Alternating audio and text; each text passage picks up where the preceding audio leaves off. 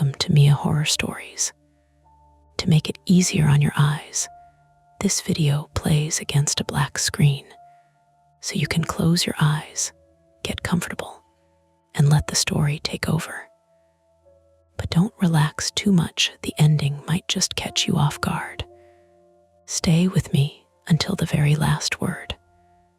The smell was what made me stop on the basement stairs, not the damp smell. Our basement always had that, the wet cardboard tang of an old Pittsburgh house sitting halfway into a hill. Not the dust either, or the faint metallic bite from the boiler when it kicked on. This was different, clean, powdery, familiar in a way that made my foot hover over the next step. Lavender detergent. I stood there with one hand on the railing, listening to the house settle above me. The washer thumped once, hard enough to rattle the ductwork.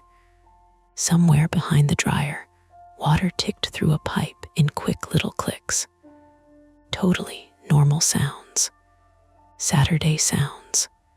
Still, I had not done laundry that morning. My name is Claire Hensley. I'm 32, female, and I work from home as a medical billing auditor, which is exactly as exciting as it sounds. I bought the house in Dormont, just south of Pittsburgh, after my divorce, because it was cheap, narrow, brick, and stubborn looking, with a tiny front porch and a basement that had been described by the realtor as functional, which meant don't look too closely. I liked that it was mine. I liked that the locks were mine, the creaky floors were mine, the bad paint decisions were mine. What I didn't like was how often I checked them. Locks, I mean, front door, back door, basement door, window latches, sometimes twice, sometimes 5 times if I'd had a long day, or if the local news had done another cheerful segment about someone's Ring camera catching a man trying car handles at 3:00 a.m. I told people it was just city living. Common sense. But the truth was uglier and smaller. After my ex-husband moved out, I realized how much of my sense of safety had been borrowed from another person, and when he left, I kept trying to replace him with deadbolts. The lavender smell drifted up again. I called toward the kitchen. Mara, did you start a load? A chair scraped above me. Then my older sister's voice came back, muffled by the floor. No, I am eating your expensive crackers and judging your mail. That's helpful. I'm a guest. Mara Voss, 36, female, was not technically a guest because she had a key, a drawer full of spare socks in my upstairs hall closet, and a habit of showing up whenever my life looked too quiet. She lived in Mount Lebanon with her wife and worked as a high school counselor, which had given her a talent for hearing panic under normal sentences. She had come over that morning to help me sort through the last boxes from the move, even though I'd moved in 11 months earlier. The washer thumped again. I took the rest of the stairs slowly. The concrete under my slippers felt cold through the soles. The basement light was one of those pull chain bulbs at the bottom of the steps, and I'd replaced it with a brighter LED. After the second time, I imagined something standing beside the furnace. It made the whole room too visible now. The uneven concrete floor, the old workbench against the wall, the white washer and dryer near the utility sink, the metal shelving stacked with Christmas ornaments, paint cans, extension cords, and a box labeled taxes/maybe important in Mara's handwriting. Everything was where it should be. except the laundry basket. It sat on top of the dryer, empty. I stared at it longer than an empty basket deserved. My laundry basket was blue plastic with a cracked handle.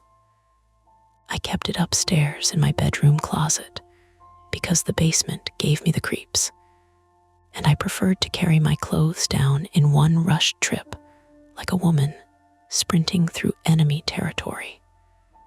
The basket had not been downstairs when I went to bed. I knew that because I had tripped over it near my closet and said something nasty to it under my breath. Now it was sitting on the dryer like someone had set it there gently. "Claire," Mara called. "You okay?" I made myself answer fast. Yeah, too fast. Her footsteps crossed the kitchen. The basement door at the top of the stairs opened wider, hinges whining. "What did you say?" "I didn't say anything." "You said yeah in your customer service voice. That's not a thing." "It is absolutely a thing." She came down in socks, holding one of my crackers like a tiny beige playing card. She had my same brown hair, though hers was cut short, and mine was usually piled into a bun with a pen stuck through it. She stopped 2 steps from the bottom and looked around. "What?" she asked. I pointed at the basket. Mara chewed once slower. "Okay, that was upstairs." "Are you sure?" I looked at her. She lifted both hands. "I'm asking the question before you yell at me for asking the question. I'm sure. Could you have brought it down and forgotten? That would be comforting if I had a history of sleep laundry. You do have a history of getting distracted. Not carrying a full-size laundry basket into a basement, and then wiping the memory from my brain distracted." The washer made a low, grinding shift as it moved into another cycle. Mara looked at the machine. "Is there anything in there?" I didn't answer.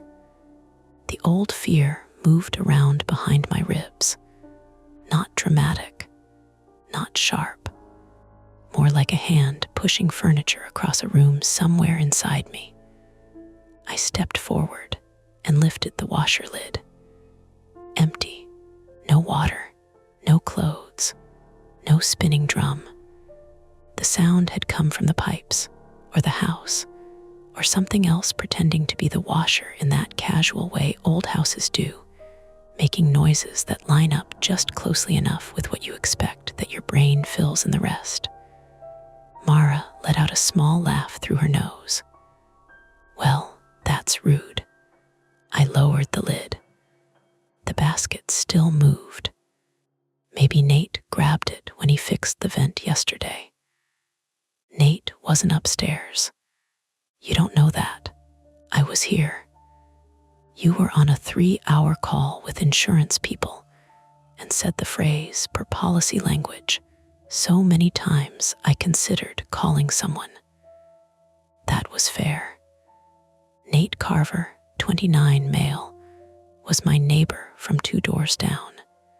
He was a carpenter who did small renovation jobs in between union work, the kind of guy who owned 7 different flashlights and could identify a bad joist by sighing at it.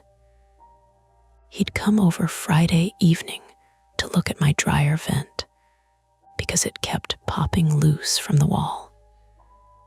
He was practical, kind, and irritatingly calm. He also had the careful manners of someone who had been taught not to scare women by accident. He knocked before entering rooms, announced himself from stairwells, and never stood too close in narrow spaces. I liked him. That was one of the problems. Mara knew this and had become unbearable about it. "He didn't go upstairs," I said. "You asked him. I watched him come down here." "Did you watch him leave?" He said goodbye from the kitchen. "So technically, Mara, She bit the cracker in half and gave the basket another look. Fine, it's weird. I hated how much better that made me feel. Not solved, just witnessed. From above us came a sharp double knock at the back door. Mara and I both turned. For half a second, neither of us moved. And in that half second, the basement became very specific. The smell of laundry soap, the dust furred along the furnace pipe, the blue basket on the dryer, the pull chain swinging slightly under the bulb, though neither of us had touched it. Then Mara said, "If that's a murderer, he has excellent timing. Don't. I'm going to stop him with a cracker." We went upstairs. I checked the back door through the little curtain first, because of course I did. Nate stood on the concrete step in a gray hoodie and work pants, holding my dryer vent clamp in one hand. I opened the door. "Morning," he said. "Sorry. I think I left this here yesterday, then took it with me, then realized this morning that this one is actually yours, and mine is in my truck," which sounds like a lie, but is just poor executive function. His eyes flicked from me to Mara. Mara leaned against the counter. "Hi, Nate." "Hi, Mara." "She's been accusing you of stealing laundry baskets," Mara said. "I have not," Nate blinked. "That's new." I stepped aside to let him in because it was cold outside, and because explaining from the doorway felt absurd. The kitchen smelled like coffee, peanut butter, and the wet leaves collecting in the alley. Morning light came through the window over the sink, gray and flat, catching dust on the sill.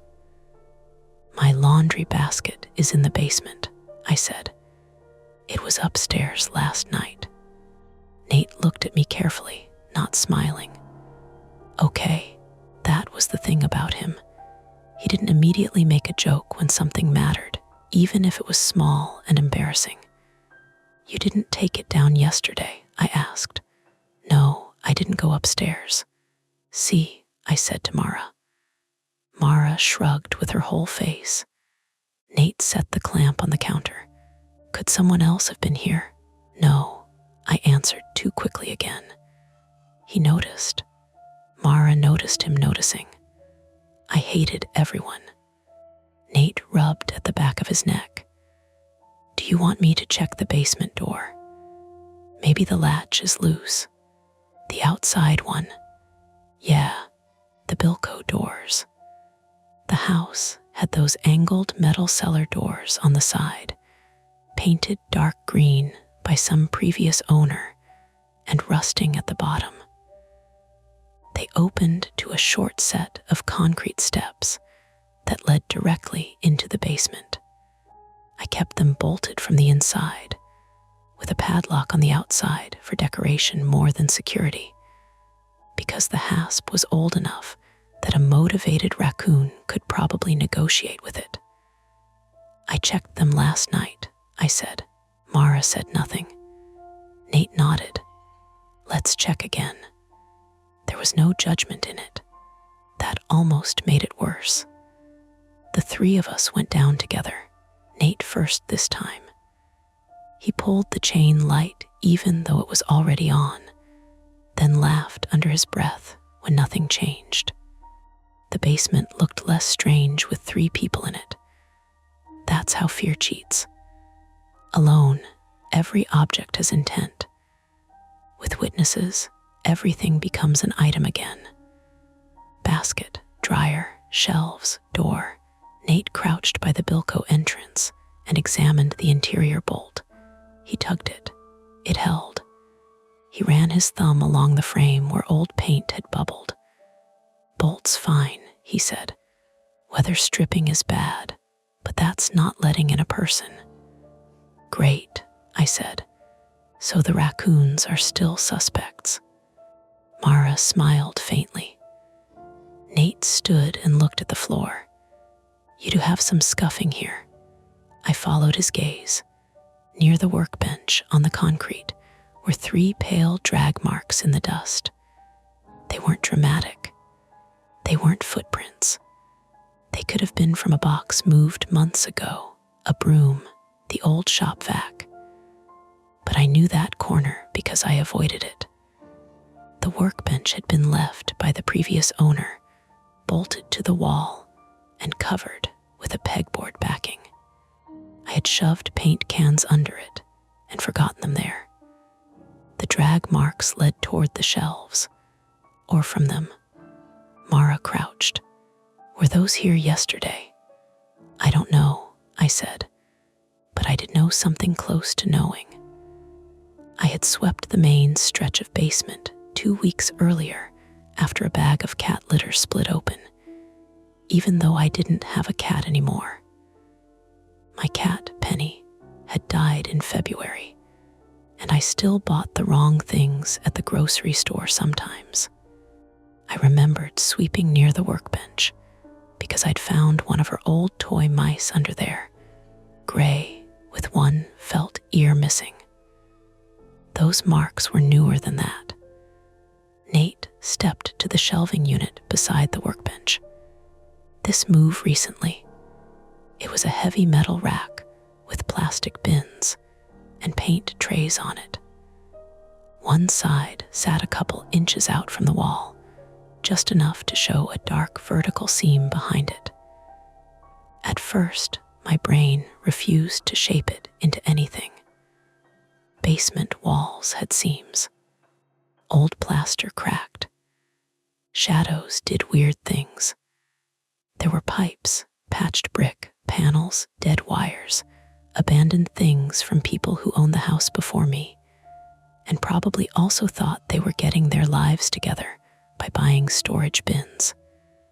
Nate put one hand on the side of the shelf and pushed. It shifted. Not much. Just a scrape of metal feet on concrete. Behind it, the vertical dark line widened. Mara stopped chewing. I heard the refrigerator upstairs hum on. I heard a car pass in the alley, tires hissing over damp pavement. I heard Nate breathe out once, soft and controlled. "That wall isn't flush," he said. "I'm sorry, what?" He moved a bin of Christmas lights from the middle shelf and angled his phone flashlight through the gap. "There's space behind here." Mara stood slowly. "Like a crawl space, maybe." I didn't like the way he said it. A crawl space was unpleasant, but normal. A crawl space meant insulation and spiders, and maybe a beer can from 1978. A crawl space did not smell like lavender detergent. Nate looked back at me. "This shelving unit isn't anchored. We can slide it out and see." "No," I said. The word came out before I could make it reasonable. Mara looked at me, softer now. "Claire, I don't want to, okay? That should have been the end of it. My house, my basement, my weird laundry basket. My right to decide that a hidden gap behind a shelf could remain hidden until I had coffee, daylight, a police escort, and possibly a priest, even though none of this was that kind of story. But the problem with fear, at least mine, is that it doesn't only make you run. Sometimes it makes you furious at the idea of running. Because I had spent almost a year making this house safe by checking and checking and checking. And now there was a seam behind a shelf that I had walked past 100 times. Nate kept his hands visible, away from the shelf. "We don't have to touch it." Mara nodded. "We can go upstairs. We can call someone. Or not. We can do nothing for 10 minutes. I stared at the gap. The flashlight beam caught dust floating inside it. Then it caught something else. A strip of pale wood, not brick, not foundation. Wood painted white, like trim. I took one step closer before I understood I had moved. Nate said, "Claire, is that a door frame?" He angled the light again. The beam slid over the hidden space behind the shelf, over a narrow plane of white painted casing, over the edge of what looked like a flat interior door. Not a basement utility door, not rough plywood, a real door, the kind you'd find upstairs, the kind my bedroom had. Mara whispered, "Why would there be a door behind your basement shelves?" No one answered. The house ticked and shifted around us, ordinary as a sleeping animal. I thought of the basket on the dryer, the lavender smell, the upstairs hallway with its crooked framed print of Lake Erie, my bedroom closet where the basket should have been, my locked windows, my checked doors, my careful little rituals that had apparently meant nothing to some part of my own house I hadn't known existed. Nate turned off his flashlight, maybe to stop looking, maybe to give me back the choice. In the sudden flatter light of the basement bulb, the gap looked smaller, almost harmless, a dark line behind storage. Mara reached for my hand, but didn't take it. She knew better than to grab me when I was already tight as wire. "We can move the shelf," she said, "or we can go upstairs and call the non-emergency line, or we can leave the house and figure it out from my car." That was the choice. Not whether I was scared. I was. Not whether something was wrong. Something was. The choice was whether I wanted to know what kind of wrong it was, while the three of us were standing there together, in daylight, with phones in our pockets and Nate's truck 10 feet from the side door. I looked at the hidden white trim again, then at my blue laundry basket sitting empty on the dryer. And for the first time since buying the house, I wondered whether the safest thing I could do was stop checking the doors and start opening them. We did not move the shelf right away. That sounds cowardly, written down like that. 3 adults standing in a basement, staring at a hidden door, and none of us touched the thing for maybe a full minute. But there was something awful about how ordinary it looked. A crack in the wall would have been easier. A crawl space would have been easier. Even a busted pipe, spraying water across the concrete and giving us a problem we could name. A dormant intention. Nate broke the spell first. He took a step back from the shelving unit and said, "Before anyone touches anything, take pictures." That snapped me into motion because it was practical. Practical was my drug. Practical made the screaming parts of me sit down and fold their hands. I pulled out my phone with fingers that didn't quite feel connected to my palm and started taking photos. The blue laundry basket on the dryer, the drag marks in the dust, the heavy shelf sitting crooked, the thin strip of white trim visible behind it. My camera kept trying to brighten the gap, turning the shadow gray and grainy. I tapped the screen, refocused, took another. Mara stood near the stairs with her arms crossed tight over her chest. "We should call the police," she said. "And say what?" I asked, still photographing. "I found a door. Say someone may have been in your house." "May have been, Claire." I lowered the phone. "You know what they'll ask. Is anything stolen? Was there forced entry? Is anyone currently inside?" And then I'll say I don't know, no, and probably not. And then I'll sound insane. Mara's mouth tightened. "You don't sound insane. I sound like a woman who moved her own laundry basket and forgot." Nate said, You have physical evidence of a shelf being moved in a basement I barely use. He looked at the gap again. And a concealed door. A concealed door isn't illegal. No, but depending on what's behind it, it might be a safety issue. That word landed differently. Safety, not fear, not paranoia, not my private little humiliating habit of checking locks until my fingertips learned the shape of each bolt. Safety was respectable. Mara heard it too. What kind of safety issue? Nate crouched and shone his phone light near the floor. Old houses get weird modifications. Hidden storage, coal rooms, illegal rental setups. If there's electrical behind that wall or bad ventilation, or someone sealed off part of the foundation badly, it could be dangerous. And if a person has been using it, he didn't finish. The furnace kicked on with a hard metallic cough. Warm air pushed through the ducts above us, making them expand with soft ticks. I flinched anyway. Mara noticed. Of course she noticed. We go upstairs, she said. Now. We call non-emergency from the kitchen. We wait outside if we have to. I wanted to say yes. I also wanted to shove the shelf myself. Both wants lived in me at the same time, ugly and loud. My laptop's upstairs, I said. Mara blinked. Okay, my work laptop, my client files. There's patient information on there.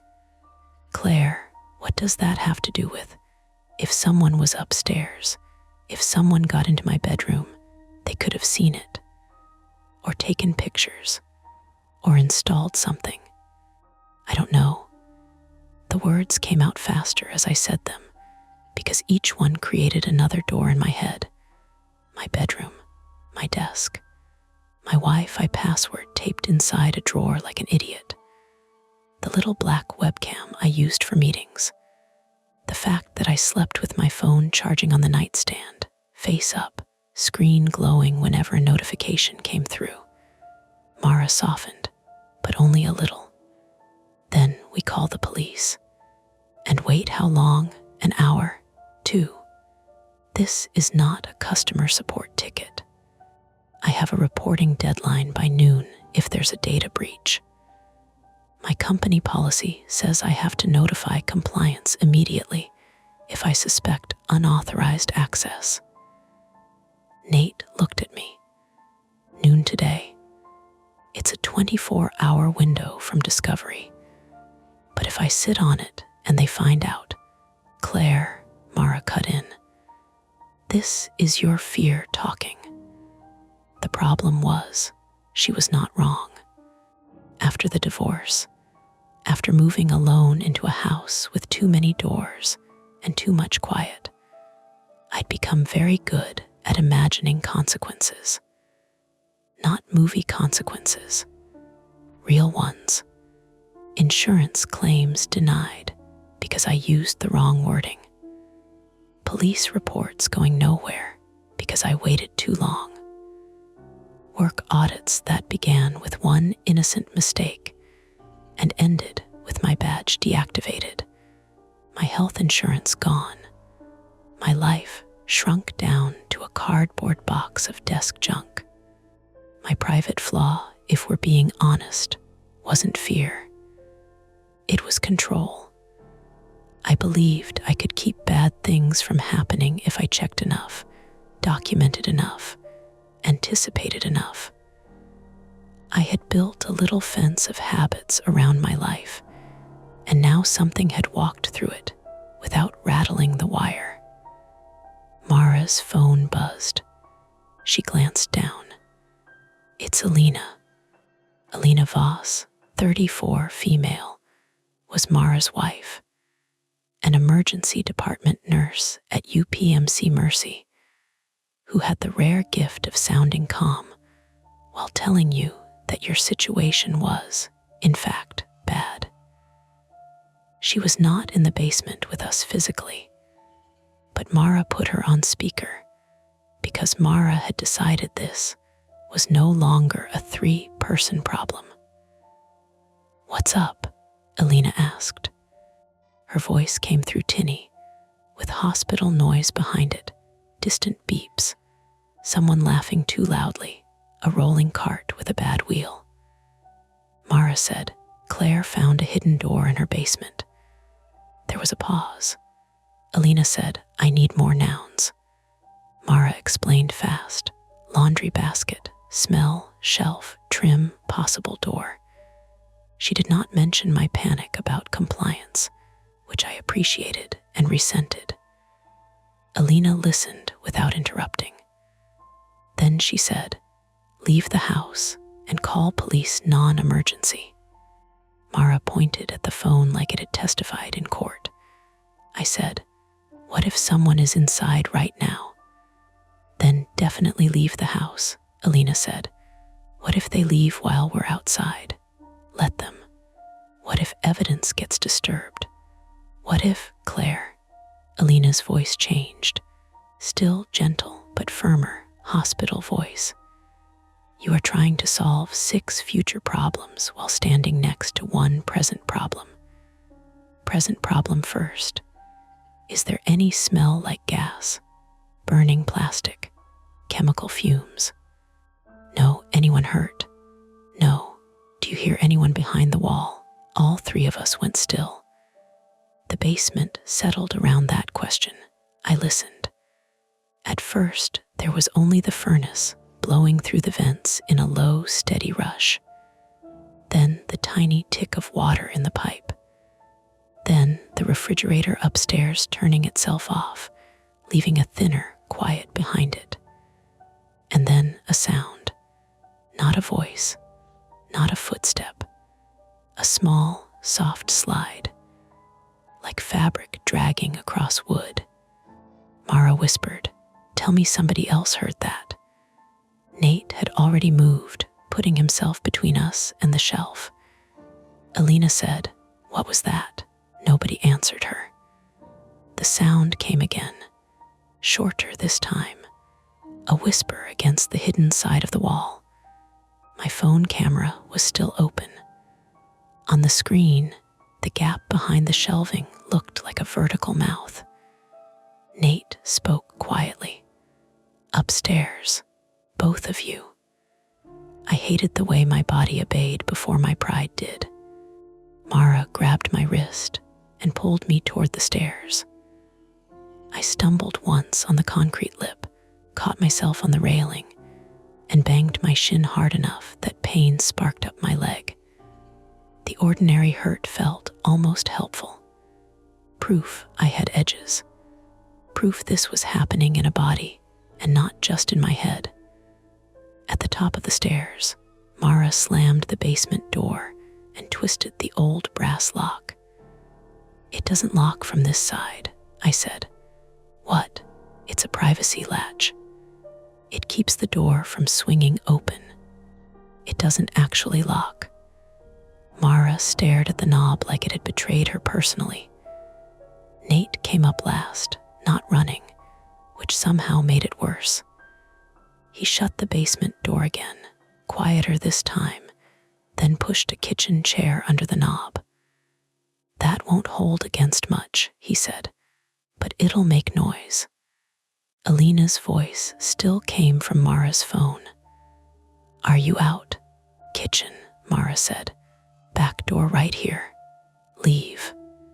I grabbed my work laptop from the small desk in the dining room because fear may make me irrational, but it also makes me efficient. Mara cursed at me. Nate said my name once, sharp. I ignored both of them, snatched the charger too, and shoved my feet into boots without socks. Then the lights went out, not just flickered. Out. The kitchen dropped into a gray dimness, lit only by the window over the sink and the pale rectangle of Mara's phone screen. The furnace cut off mid-breath. The refrigerator died with a click. Somewhere deeper in the house, something electrical gave a tiny descending whine. For 1 second, everything was still. Then Mara said, "Nope, absolutely not." Nate crossed to the back door and flipped the switch beside it. "Nothing. Breaker, the panels in the basement," I said. "Of course it was." Alina said, "Do not go down there for the breaker." "We're leaving," Mara said. She opened the back door. Cold air rushed in. Wet leaves, exhaust, the sour smell of the alley dumpsters, and a high, thin beep came from upstairs. I knew that sound. Once, twice, again.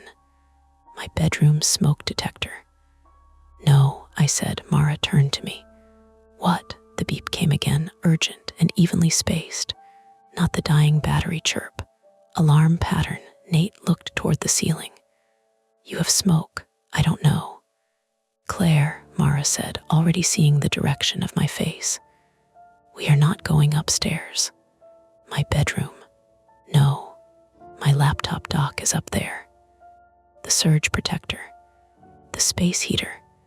"You don't own a space heater," Mara snapped. "I used to." "Alina," Mara said into the phone. "Talk sense into her." Alina's voice came through harder now. "Claire, if there is smoke, you leave and call 911. You don't investigate." But I could smell something. Not smoke exactly. Warm dust. Hot plastic maybe. Faint, but there. The basement door gave a soft knock. Everyone froze. Not a slam. Not a person pounding. One knock. Like the chair under the knob had shifted. Nate whispered, "Outside." Now, this time I moved with them. We stepped onto the small back landing. Nate pulled the door shut behind us, then tried the knob. Locked. He looked almost relieved. The three of us hurried down the concrete steps into the narrow side yard between my house and the neighbor's fence. The metal Bilco doors were 10 feet away, angled against the foundation, their green paint freckled with rust. The outside padlock hung through the hasp, still locked. Mara saw me looking. "That means no one came from there." "It means no one opened it from outside," Nate said. The distinction made my stomach twist. Mara called 911. Her voice changed when the dispatcher answered. Clearer, flatter. All the counselor warmth stripped away, so only information remained. My sister's house may have an intruder or hidden occupied space in the basement. Smoke detector going off upstairs. Power is out. We are outside. I stood in the side yard, clutching my laptop to my chest like a child. Damp air slipped under my sweatshirt. Above us, my bedroom window looked down at the alley. Second floor, back of the house. White curtains. One corner of the curtain was caught slightly on the sill because I had opened the window last week to air out the room and closed it badly. Normal. Then the curtain moved. Not much.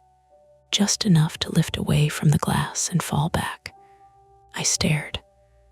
My bedroom window was closed. "Nate," I said. He followed my gaze. For a moment, his expression did nothing. Then his jaw set. Mara was still talking to dispatch. "Yes, we're outside. No, we don't see flames. There's someone upstairs," I said. Mara stopped mid-sentence.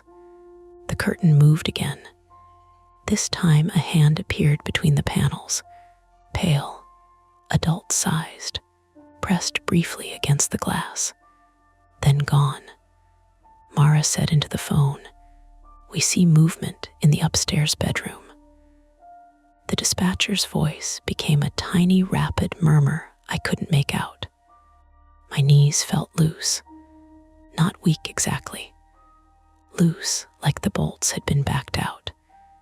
Nate stepped away from the house, pulling us with him toward the alley. "Don't stand next to windows." "My bedroom," I said stupidly. Mara's grip tightened on my arm, Not anymore. That should have been enough. We were outside. Police were coming. Maybe firefighters too. The smart thing was to get to the sidewalk, wait under open sky, and let professionals handle whatever was inside. Then my phone rang. Unknown number. I almost dropped it. Mara said, "Don't answer." But my thumb had already moved, because control is not always brave. Sometimes it is just a reflex dressed up as courage. I put it on speaker. For 2 seconds, there was only static and a muffled rhythmic sound, like fabric brushing against a microphone. Then a man's voice said very softly, "Claire, you left the basement door blocked." No one spoke. The voice was close to the phone. Calm. Not disguised exactly, but held low, as if he were trying not to wake someone. Nate took a step toward me. Mara's face had gone rigid. I said, "Who is this?" A small laugh came through, dry, private. "You're not supposed to bring other people." The line clicked dead. Mara whispered, "Jesus." Nate said, "Give me your phone." I did. He took a screenshot of the call log, then handed it back without taking his eyes off the house. The bedroom smoke alarm kept screaming inside, faint now through the walls. My neighbor's dogs started barking somewhere down the alley. A porch light came on across the way. The world was beginning to notice, but not fast enough. From inside my house came a crash. Glass. Upstairs. My bedroom window exploded outward. Mara yanked me back as shards struck the concrete steps and scattered into the dead leaves beside the foundation.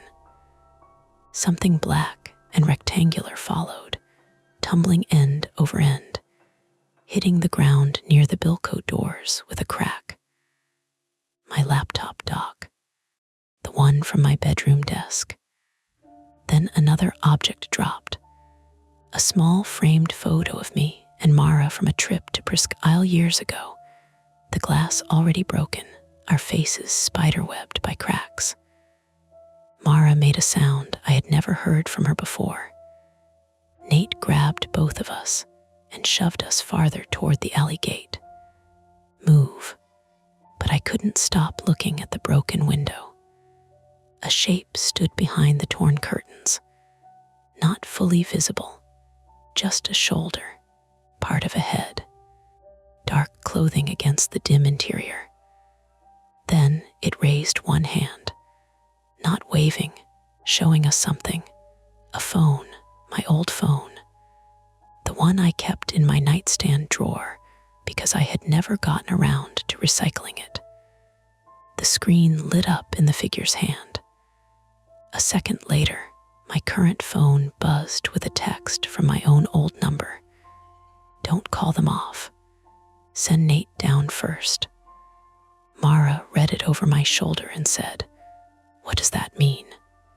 The police siren rose in the distance, faint, but coming closer, weaving through the neighborhood streets. For the first time, the shape behind my bedroom window moved quickly. It vanished from view. Nate turned toward the side yard, toward the Bilco doors. "No," Mara said. He didn't answer. The padlock on the outside of the cellar doors twitched once, then again. From inside, a metal scrape dragged through the yard, slow and deliberate, as if someone beneath the doors was working the latch with a tool. The police were still blocks away. The basement door inside was blocked only by a kitchen chair. The upstairs window was broken. Someone had been in my bedroom. Someone had my old phone. And now, the only locked entrance to the basement was being opened from below. Nate picked up a rusted garden stake from beside the fence. Mara pulled me behind her with one hand and kept the phone to her ear with the other. The padlock snapped loose and dropped into the leaves. The Bilko door lifted half an inch, and we had to decide whether to run into the alley and leave the house open behind us, or hold our ground long enough to keep whoever was inside from disappearing before anyone arrived. The Bilko door lifted another inch, then stopped. For 1 second, none of us moved. The house was making too many sounds now. The upstairs smoke alarm chirping its sharp pattern through the broken bedroom window. The distant police siren folding itself through Dormont's tight streets. The dogs barking behind fences. Mara's breath snagging in and out beside me. Nate's boot scraping wet leaves as he shifted his weight. Then the cellar door dropped back down with a heavy metal clap. Mara flinched so hard her shoulder hit mine. "Allie," Nate said. "Now." He didn't wait for debate. He backed us toward the little gate at the end of the side yard, the one that opened onto the narrow alley running behind the row of houses. My house sat in the middle of the block, brick front facing Glenmore Avenue, back porch facing the alley, basement sunk below grade, Bilko doors wedged along the left side between my foundation and Mrs. D'Amico's wooden fence. In normal daylight, it was cramped but harmless. Trash cans, mossy concrete, a rusted hose reel. That morning, every object became a place someone could hide behind. Mara kept one hand locked around my wrist and the other around her phone. "Yes, we're outside," she told the dispatcher. "Yes, side yard. The cellar door moved.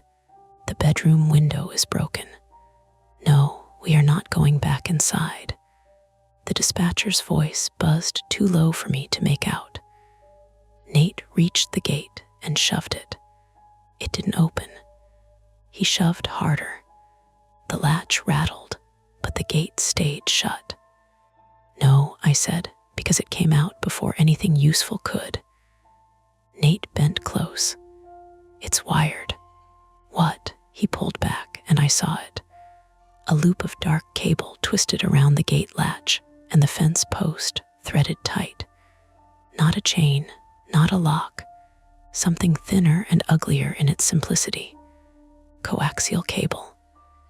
The kind that used to run to the old satellite dish bolted to the back of my house. Mara stared at it. "That wasn't there." "No," I said. "No, it was." I had taken the trash out the night before. The gate had opened then. I remembered because the lid on the recycling bin had snapped shut on my sleeve, and I'd muttered at it like it had done it on purpose. Nate wedged the rusted garden stake under the cable and twisted. The cable tightened, then slipped. He tried again, harder. The stake bent. "Move," Mara said. Nate looked at her. She had already shoved her phone into my hand and grabbed one of the broken pieces of window glass from the leaves. "I work with teenagers. I have cut a lot of nonsense off bike racks." "Mara, I'm not sawing my hand off. Hold the cable steady." Nate braced it. Mara pressed the thick edge of glass against the black coating and dragged it back and forth. Her jaw was clenched. Tiny bits of rubber flaked away. The sound was soft, gritty, horrible. The Bilko door behind us lifted again. This time, just a crack, enough for darkness. "Faster," I whispered. Mara's hand slipped. She hissed and dropped the glass. Blood welled along the side of her thumb, bright and immediate. "Damn it." She shoved the thumb into her mouth, then pulled it out and shook it once, angry at the pain more than afraid of it. Nate grabbed the glass, wrapped his sleeve around it, and sawed. The cable gave strand by strand. Behind us, metal scraped against metal, the cellar door shifting in its frame. The siren was closer, close enough that hope became dangerous. The cable snapped. The gate burst inward so suddenly Nate almost fell through it. We stumbled into the alley together, all three of us slipping on wet leaves and gravel. Mara hit the fence with her shoulder. I landed hard on one knee, still clutching my laptop, and pain bloomed hot under my jeans. Up, Nate said. I'm up. I was. Not really. My knee didn't want weight on it, but Mara hauled me by the back of my sweatshirt, and panic filled in what my leg refused to do. We ran toward the street, or tried to. A white delivery van turned slowly into the far end of the alley and stopped sideways, blocking the exit toward Glenmore. For half a second, all I saw was the blank side of it. No logo. No driver visible through the glare on the windshield. Mara said, "Oh, come on." The van's side door slid open. My chest tightened so hard I couldn't get air. Then a man in a navy jacket leaned out, holding a stack of flattened cardboard boxes. "Hey," he shouted. "What the hell happened to your window?" It was Roy D'Amico, 68, male, my next-door neighbor's husband, retired postal worker, part-time flea market reseller, and full-time owner of opinions. He was not an accomplice. He was not waiting for us. He had backed into the alley at the worst possible angle because he always unloaded boxes from there, and because real life has a cruel talent for looking staged when you're frightened. That was the misdirection. At the time, I was sure the van was part of it. Later, that part at least would become ordinary. "Move your van," Nate yelled. Roy blinked at him. "Don't take that tone with me." "Roy, move it," I shouted, and my voice cracked so badly he finally understood something was wrong. Behind us, the Bilko doors slammed open. The sound charged down the alley like a struck sheet of metal. Roy dropped the boxes. Mara pulled me behind a row of trash cans near the back of Mrs. D'Amico's garage. Nate turned, garden stake raised, but no one came running out. That was almost worse. The open cellar doors formed a dark triangle against the side of my house. The concrete steps below were hidden from where we stood. Whoever had opened them could still be down there, or already inside the house again, or crossing through some part of the basement none of us had seen. The first police cruiser came around the block from the street side, lights flashing blue and red against the front windows of the houses. Not the alley, the street. Mara said into the phone, "We're in the alley behind the house. The cruiser is in front." Roy finally got into his van and jerked it forward, scraping a trash bin with his bumper. He looked terrified now, which made me feel guilty for hating him 5 seconds earlier. Attempt 1 had failed. We had tried to get clear through the alley, and the gate had been wired shut. We were out, technically, but not safe, and whoever was inside had bought themselves more time. Nate looked at me. "Front yard. We meet police at the front." "No," Mara said. "We stay in the alley where dispatch knows we are. The basement doors are open," Nate said. "If they come out, they have the alley. If we go around front, we pass the side yard again. We can cut through Roy's driveway." Roy, from inside the van, said, "You can use the driveway, Jesus, go." So we went. The geography of that block had always felt simple before. My narrow house, the D'Amico's house to the left, a chain link strip between, the alley behind, the street out front.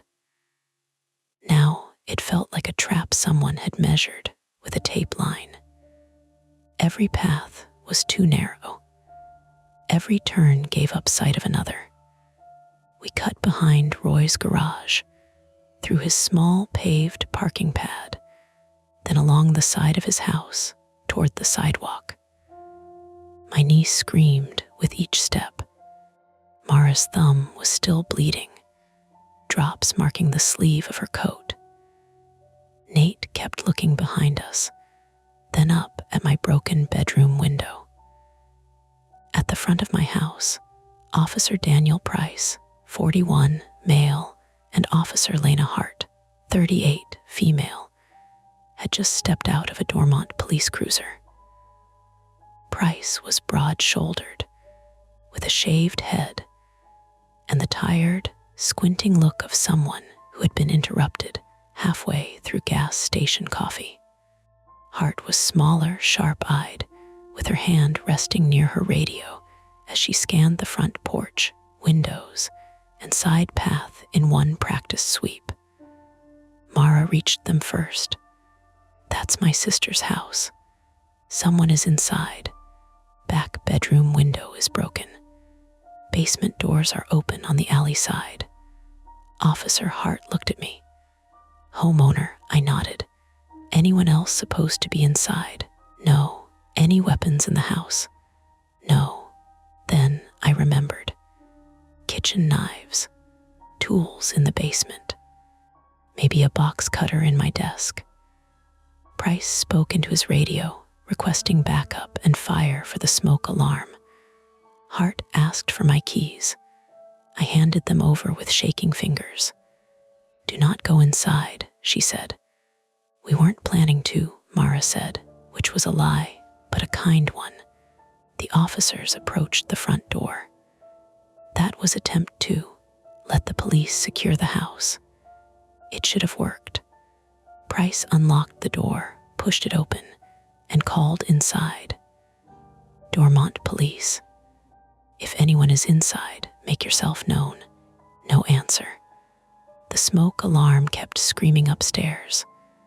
Hart stayed near the porch steps, covering the windows. Price went in 2 steps, then stopped. He looked down. "What is it?" I called. He held up a hand without looking back.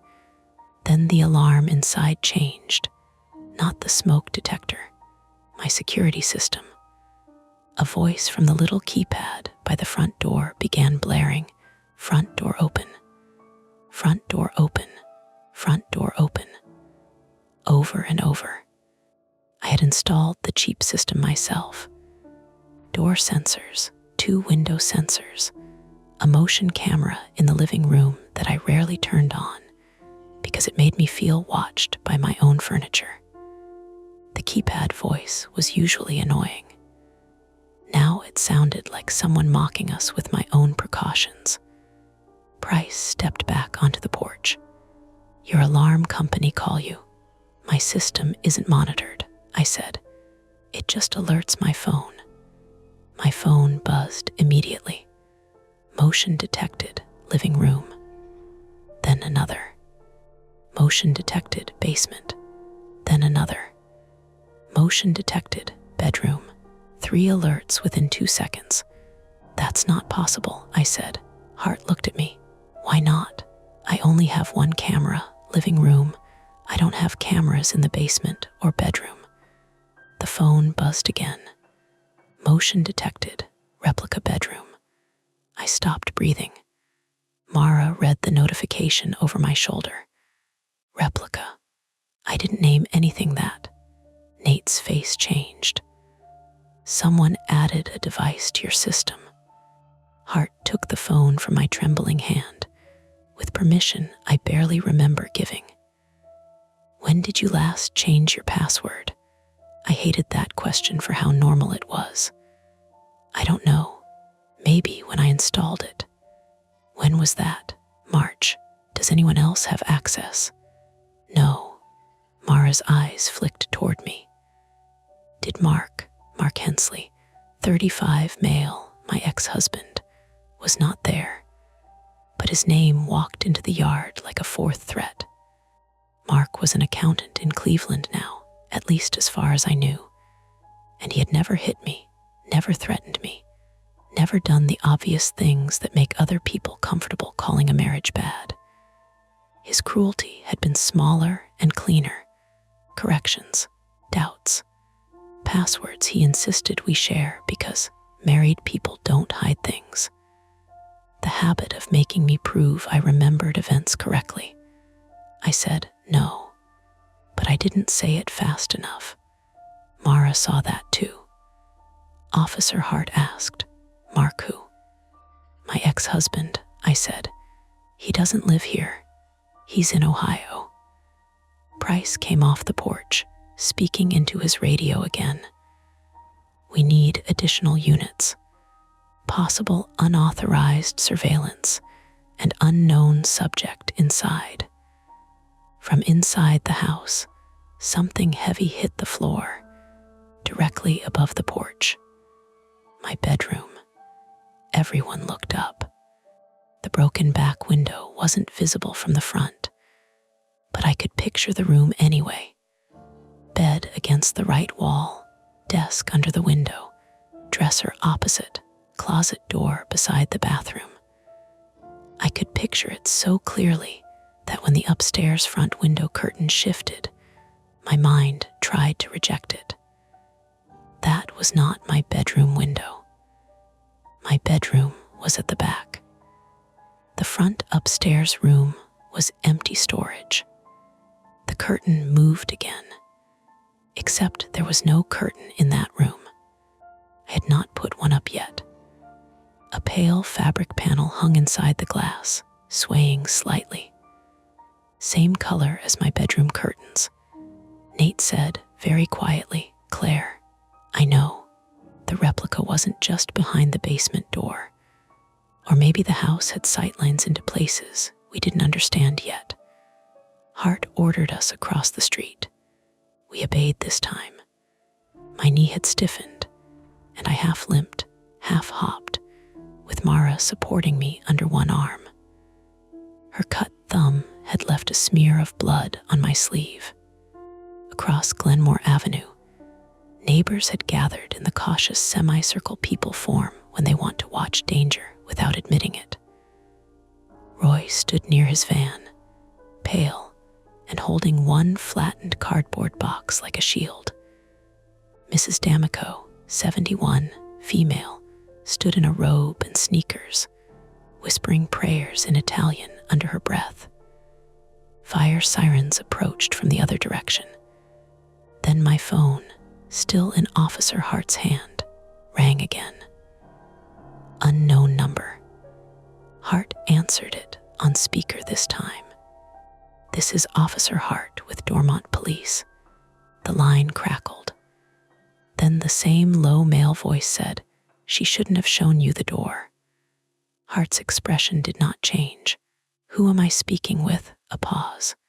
"She knows," I said. "I don't." The voice continued as if I hadn't spoken. "Tell Nate the wall behind the workbench is load-bearing now. He'll understand." Nate stiffened. Officer Hart looked at him. "What does that mean?" Nate's eyes stayed on the house. "It means he knows I'm a carpenter." The voice said, "It means don't break what's holding up her room."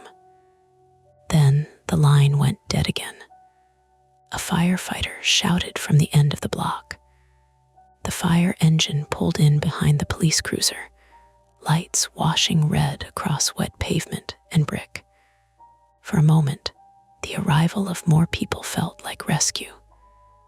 Then smoke pushed out of the broken upstairs back window. Thin at first, gray, real, not hot plastic smell anymore. Smoke.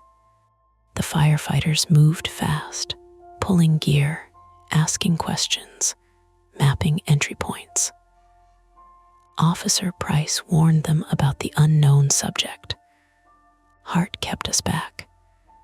Attempt 2 had partially worked. Police and fire were here, The house was surrounded. Adults with radios and equipment had taken over. But the trap tightened anyway. The smoke meant the house could become evidence or grave in minutes. The unknown person knew Nate by name, knew my alarm system, knew the hidden door, and might have rigged or altered the basement structure.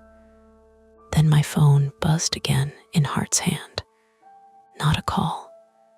A video notification from my security app. Live feed available. Replica bedroom. Hart hesitated only a second before tapping it. The screen loaded. At first, I thought I was looking at my own bedroom from the corner near the ceiling. Same quilt, same nightstand, same crooked stack of paperbacks, same framed print above the bed, a cheap blue-gray lake scene I'd bought at Target because the wall looked bare. Same laundry basket on the closet floor, but my real laundry basket was still on the basement dryer, and the perspective was wrong. The room in the video had no window. Where my bedroom window should have been, there was a flat rectangle painted to look like glass, with my curtains hung over it. The desk was there. The bed was there.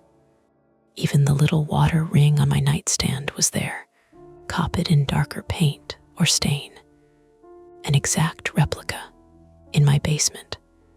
The camera shook as someone walked through the frame.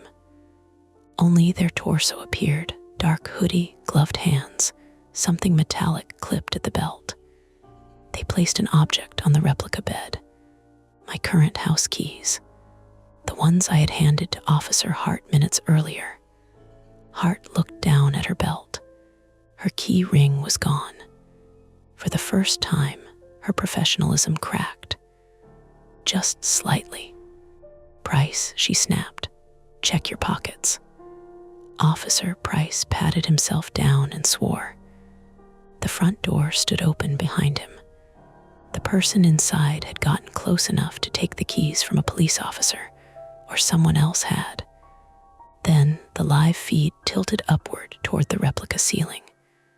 A hand came into view and pulled down a cord. The replica room went dark. At the same moment, every light in my real house turned on. All of them. Living room, kitchen, stairwell, upstairs hall. Even the basement glow leaking faintly through the front door. Then the front door slammed shut by itself. No, not by itself. Someone inside slammed it. Officer Price lunged for it. The knob turned, but the door didn't open. He hit it with his shoulder once. "It's deadbolted," he shouted. "With what key?" Mara said. No one answered. A firefighter at the side path yelled that the Bilco doors had been chained from the inside. Another shouted that smoke was increasing upstairs. My house had gone from shelter to sealed container in less than 10 minutes, and people were now trapped on the wrong side of its decisions. Not inside, thank God. Not yet, but locked out while someone remained within, while smoke built, while the hidden room sat below like a second version of my life waiting under the floorboards. Then came the point of no return. A child screamed from inside the house. High, raw, terrified. Every adult on the street froze. Mara whispered, "No." I shook my head. "There's no child in there." The scream came again from somewhere below the main floor this time, muffled by walls and vents. A firefighter moved toward the front door with a Halligan bar. Officer Hart grabbed my shoulder. Could anyone else have access? Neighbor kid? Relative? Anyone? "No," I said, "no children." But the sound kept coming. A child sobbing now, calling one word over and over. Mom, not my name, not Mara's, just Mom. It could have been a recording. It could have been a speaker. It could have been another cruelty from someone who understood that no responder alive would stand outside while a child cried inside a burning house. That was what made retreat impossible. The firefighters began forcing the front door. Officer Price moved to cover the entry. Hart shoved my phone back into my hands and ran toward the porch. Nate looked at me once, and I knew he was thinking about the caller's warning, the workbench wall, the hidden room, the basement entrance chained from inside. Mara grabbed his arm. "Don't," he looked sick. "If that's real, it's not your job." The front door frame cracked under the Halligan. Inside, the child screamed again. And from my phone, still open to the blacked-out live feed, the low male voice whispered through the security app speaker, "Send him down, Claire, or I send the kid up." The firefighters broke my front door on the third hit. The sound was not cinematic. It was ugly and wooden and final. A cracking frame, a metal deadbolt ripping through old trim, someone shouting "Go, go, go" over the smoke alarm shrieking upstairs. I was across the street with Mara's hand clamped around my arm, but I felt it in my own chest. That door had been one of my rituals. Every night, thumb to deadbolt. Push, check, pull, check again. It had never made me safe. Now it hung crooked while strangers in turnout gear went into my house, because someone inside had learned exactly which sound would make decent people run toward danger. A child sobbed from somewhere inside. "Mom," the voice cried again. "Mom, please." Officer Hart lifted her radio.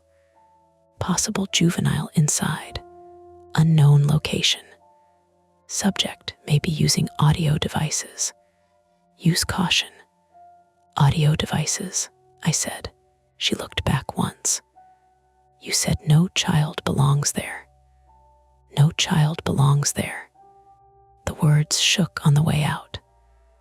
Nate stood beside the police cruiser, face gray under the red-blue wash of lights.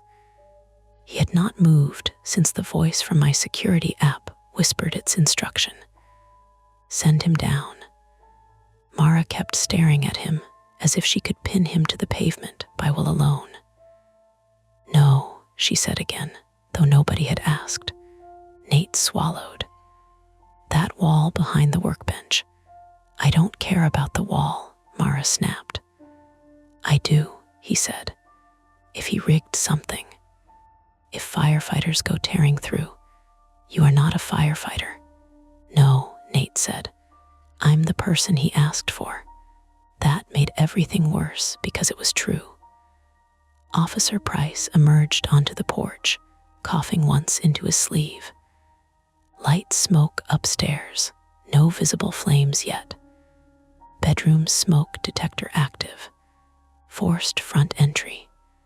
Interior basement door blocked by chair, removed. Basement access from kitchen is clear, but we're holding until backup. The child cried again, louder now, coming through the open doorway and out into the street. A firefighter near the porch stopped moving for half a beat. That was the whole trick. Not sophistication, not genius, just cruelty aimed at the softest part of the room. I looked down at my phone. The security app still showed the black screen labeled replica bedroom. At the bottom, the microphone icon glowed green. He was listening, maybe watching too. I thought of the fake window in the basement replica, the copied water ring on the nightstand, the laundry basket placed where mine should have been, my old phone in his hand, my alarm system renamed by someone who had spent time learning the shape of my life, while I congratulated myself for checking locks. My hands stopped shaking, not because I was calm, because something in me narrowed. I tapped the microphone icon. Mara saw. "Claire, what are you doing?" I held the phone close and said, "You wanted me. Talk to me." For 2 seconds, only static came back. Then the man's low voice said, "Not you." Officer Hart stepped toward me. I raised one hand, not to stop her exactly, but to beg for 1 second. "You built my room," I said. "You moved my things. You called me. Don't pretend I'm not part of it." A breath over the speaker, then, "You ruined the sequence." Mara whispered, "Sequence." I kept my eyes on the broken front door. "What sequence?" "Nate first." "Why?" "He knows how to open it without dropping the ceiling." Nate's mouth tightened. Officer Hart looked between us. Her voice dropped. "Ask him where the child is." I nodded once. "Where is the child?" A small laugh, almost tender. "You people. Where is the child? Every house has one." That meant nothing, or it meant too much. From inside, the child screamed again. This time, beneath the scream, I heard something else. A tiny electronic warble, not a real sob catching in a throat. A speaker distorting at high volume. "It's a recording," I said. Mara blinked. "What?" "When it peaks, it buzzes." Officer Hart took the phone from me but kept it on speaker. "Subject is using recorded child distress audio. Fire, confirm source before committing personnel." A firefighter at the doorway yelled back, sound S coming through vents. Vents. The ducts. The furnace had carried every ordinary sound in my house that morning. The washer that wasn't, the knocks, the child voice. It was not supernatural. It was HVAC and planning. Nate stepped closer. "The basement." Officer Hart pointed at him.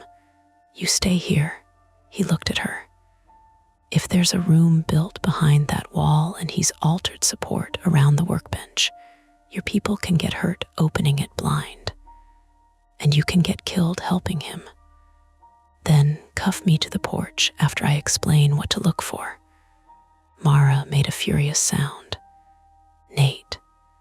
He turned to her, and for the first time since this started, he looked scared in a way that wasn't useful. "I'm not trying to be brave. I know old basements. If he cut into joists or wedged a false wall under load, forcing the wrong section could bring down part of the floor.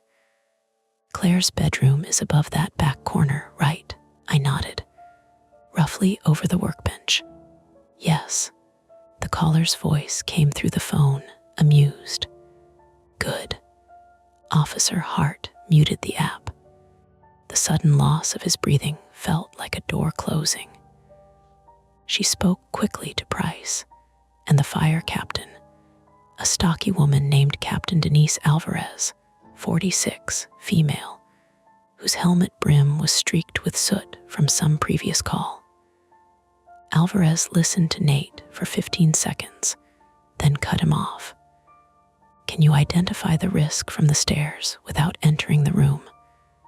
"Maybe," Nate said. "Masks on my people. Police cover. You do not touch anything unless I tell you. Not go past my firefighter.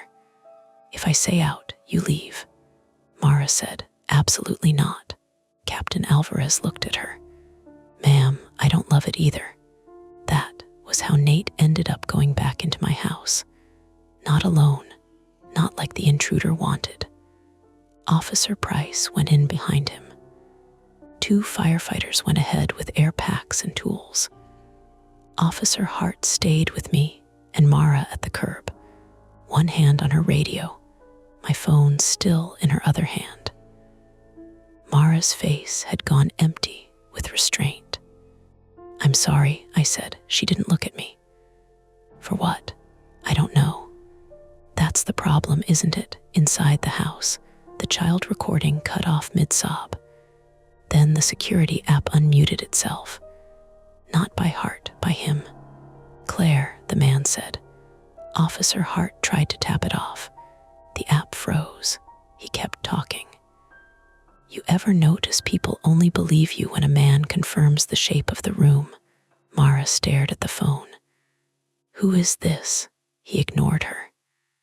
You checked the locks every night. Front, back, basement. I watched you forget the windows sometimes. My throat tightened.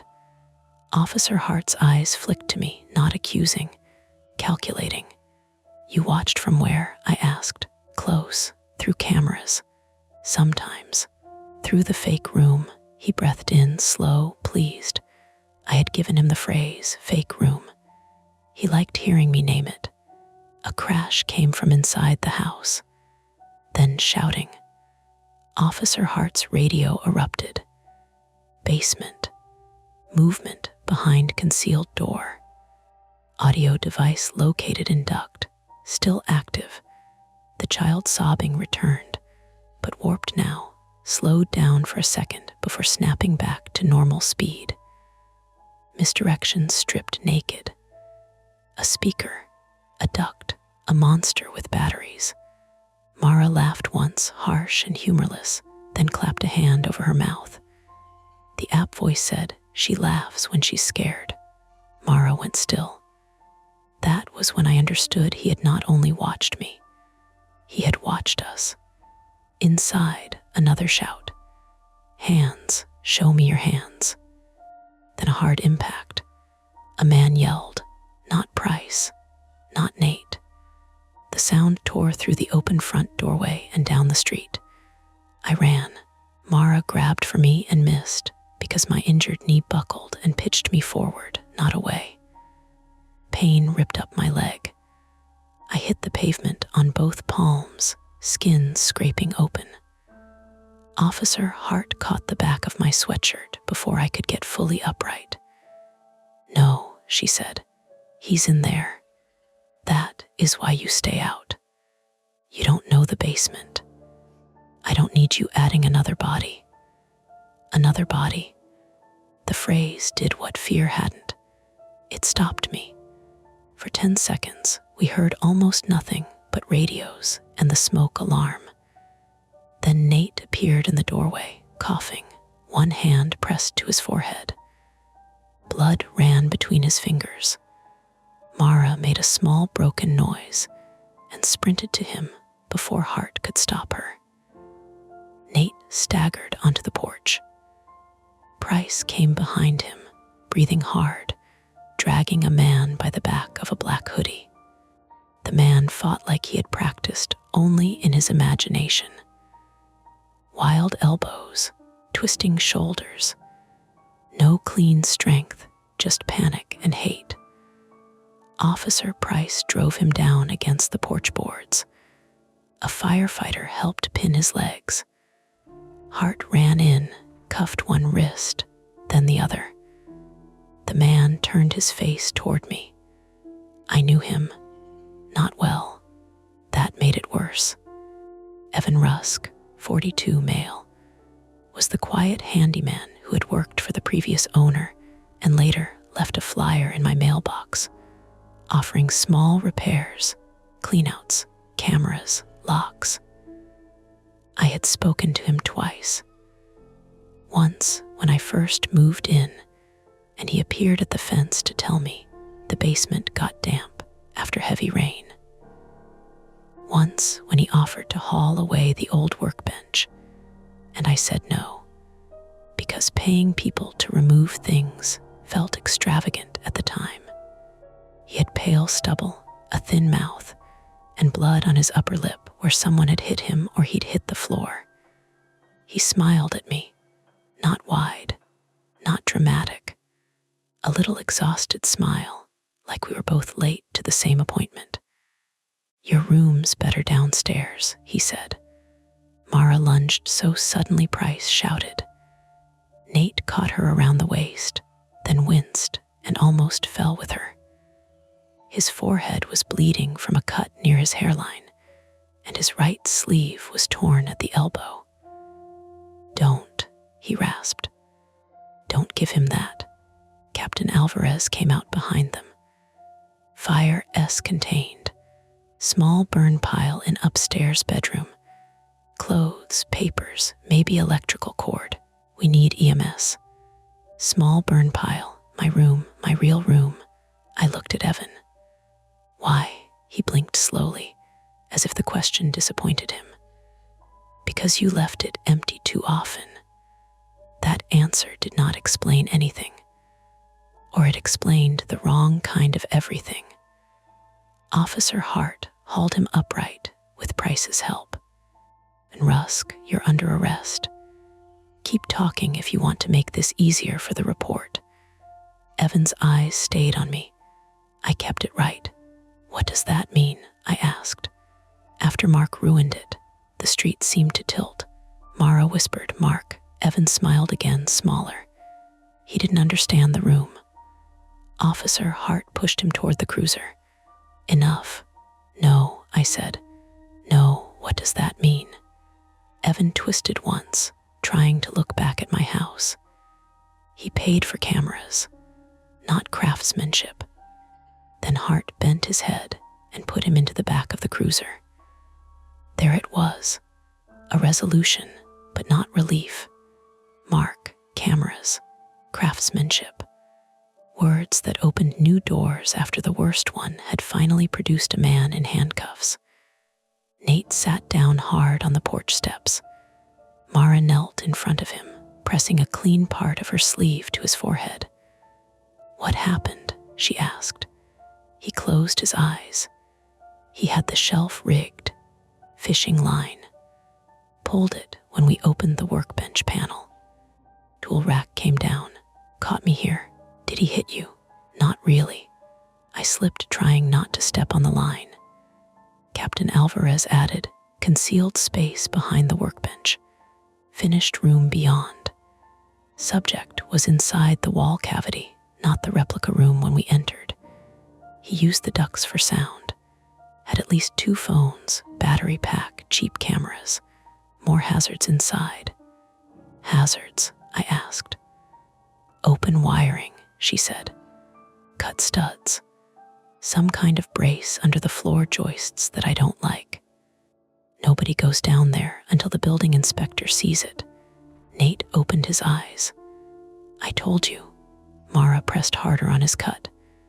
"This is not your victory lap." He gave a weak, pained laugh, then stopped because it hurt. The firefighters carried out a blackened laundry basket. Not mine. The replica one. Inside it were half-burned scraps, printed photos, receipts, strips of fabric. A cracked plastic phone case I recognized from 3 phones ago. Things from my life, copied and collected, and staged in a room under my feet. My stomach turned. I sat on the curb because standing had become optional in theory only. My knee throbbed. My palms stung. Smoke drifted from the broken upstairs window in thin, lazy strands, no longer urgent, but still real. A paramedic named Joel Mercer, 50, male, came over with a trauma bag and the practiced gentleness of someone used to kneeling on asphalt. He cleaned my palms first, then checked my knee, then Mara's thumb, then Nate's head. He told Nate he needed stitches and probably a concussion evaluation. Nate argued. Mara told him to shut up. He did. Across the street, neighbors whispered. Phones were out. Curtains lifted in houses that would later claim they hadn't watched. Officer Hart came back to me after Evan was secured. "We'll need a statement," she said. "Not right this second." "Was there a child?" "No," her voice softened. "We found a Bluetooth speaker taped inside a return vent. The audio was a recording. We'll process it." I nodded. No child, good, but my body had believed there was one. My body still believed it enough that my hands shook when the smoke alarm finally stopped. Hart crouched in front of me. Do you know Evan Rusk? I told her what little I knew. The flyer, the basement comment, the old owner, the offer to remove the workbench. And Mark, she asked, my ex-husband. Would he have hired someone to install cameras? I wanted to say no. I wanted badly to have one person in this story be unrelated to another. But memory is a cruel basement too. It stores things behind shelves. Mark setting up our old router because I always messed up passwords. Mark joking that if I ever lived alone, I'd need cameras in every room. Mark knowing I hated being watched and calling it accountability. I don't know, I said. Hart accepted that. That's an answer. Behind her, firefighters began taping off the entrance. Someone shut off the power from outside. Captain Alvarez told another crew member to keep everyone out of the basement until structural support could be assessed. My house stood open and sealed at the same time. Broken front door, broken bedroom window, hidden room below, police tape at the porch rail, yellow and bright and obscene against my brick steps. Mara sat beside me on the curb. Her thumb was wrapped now. She leaned her shoulder against mine. You're coming home with me, she said. I nodded. For once, I did not argue. Nate, still on the porch steps with gauze taped to his forehead, looked over at me. I'm sorry, he said. I almost laughed. For bleeding on my porch, for not seeing the shelf yesterday. You fixed a dryer vent. Still, I looked at the house. I lived here. Nobody had anything to say to that. Officer Price opened the back door of the cruiser to check Evan's cuffs. Evan leaned sideways to see me through the gap. His voice carried just enough. She'll miss it, he said. Price shoved him back and shut the door. Mara stiffened. Ignore him, I tried. But a few minutes later, when the fire crew carried out the cheap blue-gray lake print from the replica bedroom, the same print that hung above my real bed, except this one had been carefully aged at the corners with brown water stains, I felt something split quietly inside me. Not fear exactly. Recognition. Someone had made a version of my room where every detail was controlled, every object placed, every flaw copied, every exit false. And even with Evan handcuffed, even with police everywhere, even with the fire out and the hidden door exposed, I understood that the room had already done what it was built to do.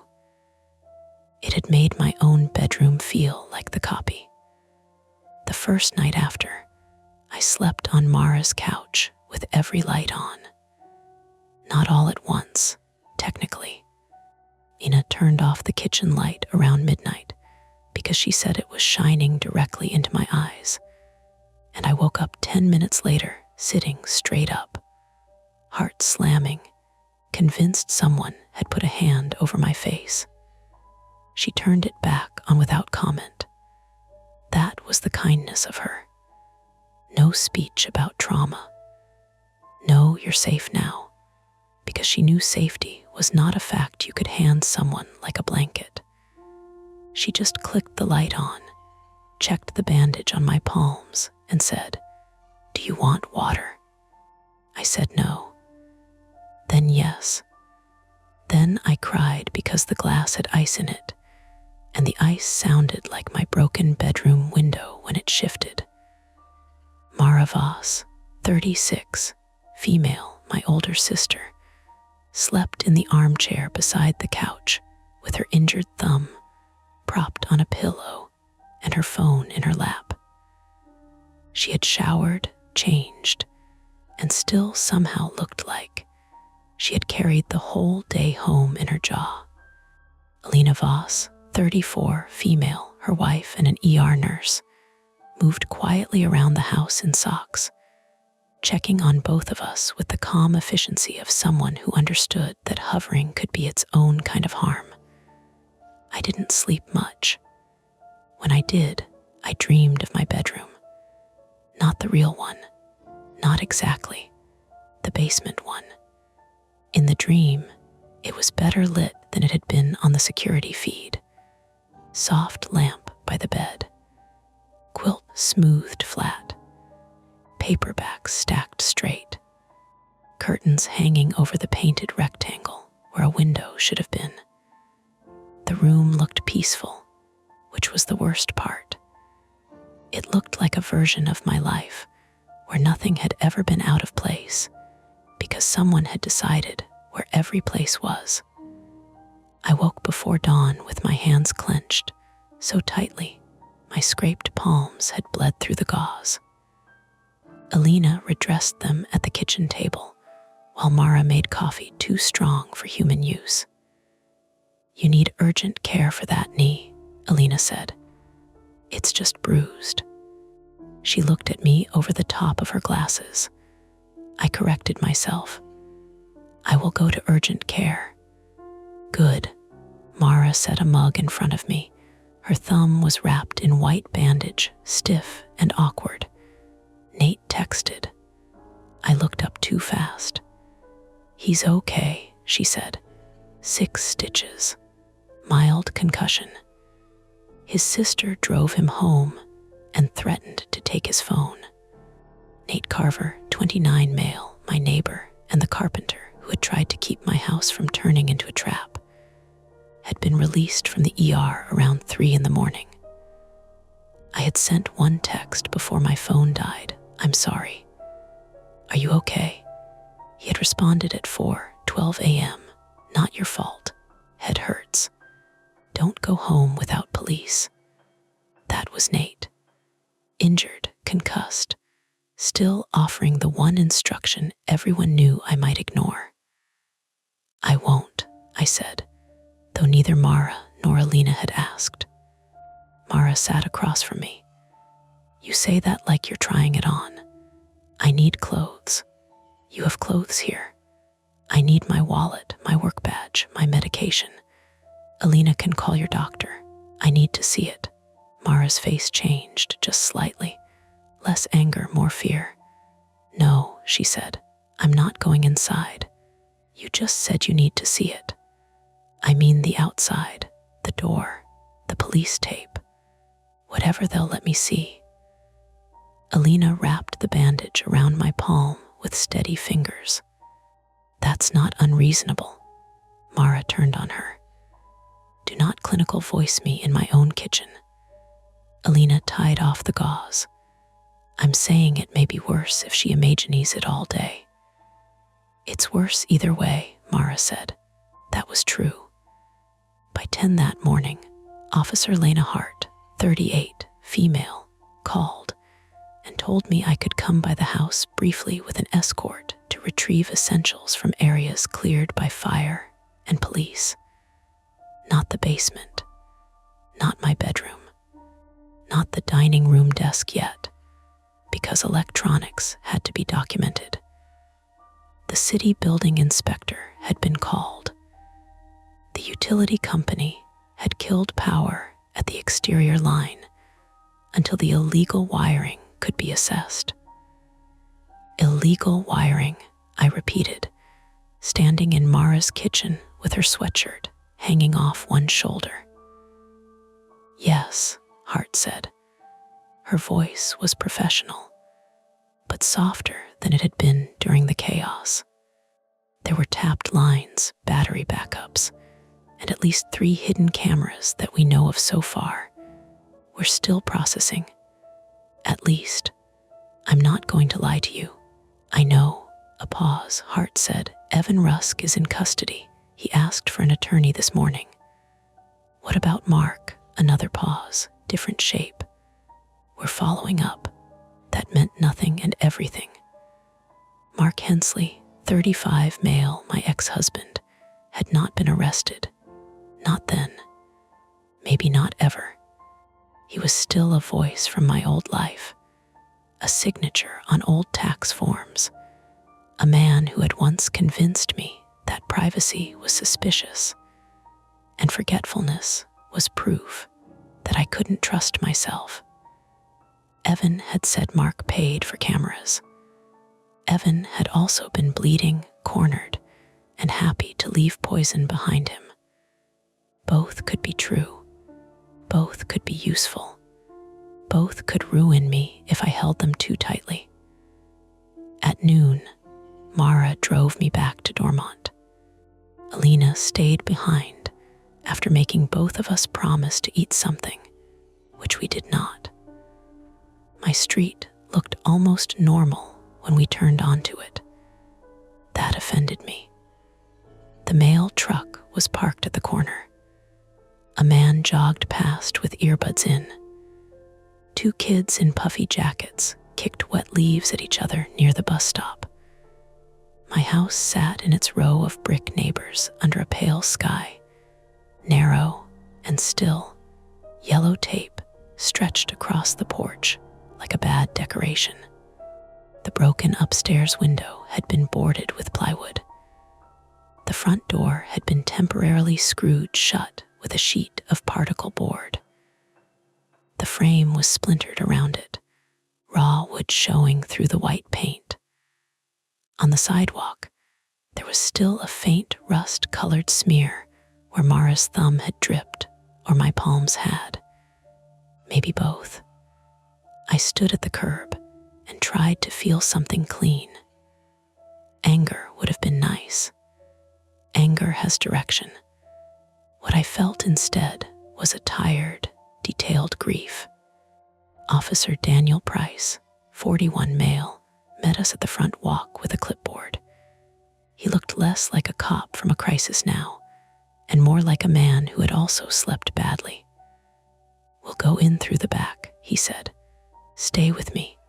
Don't touch anything unless I say it's okay." Mara answered before I could. "She won't." I would have argued if I had the energy.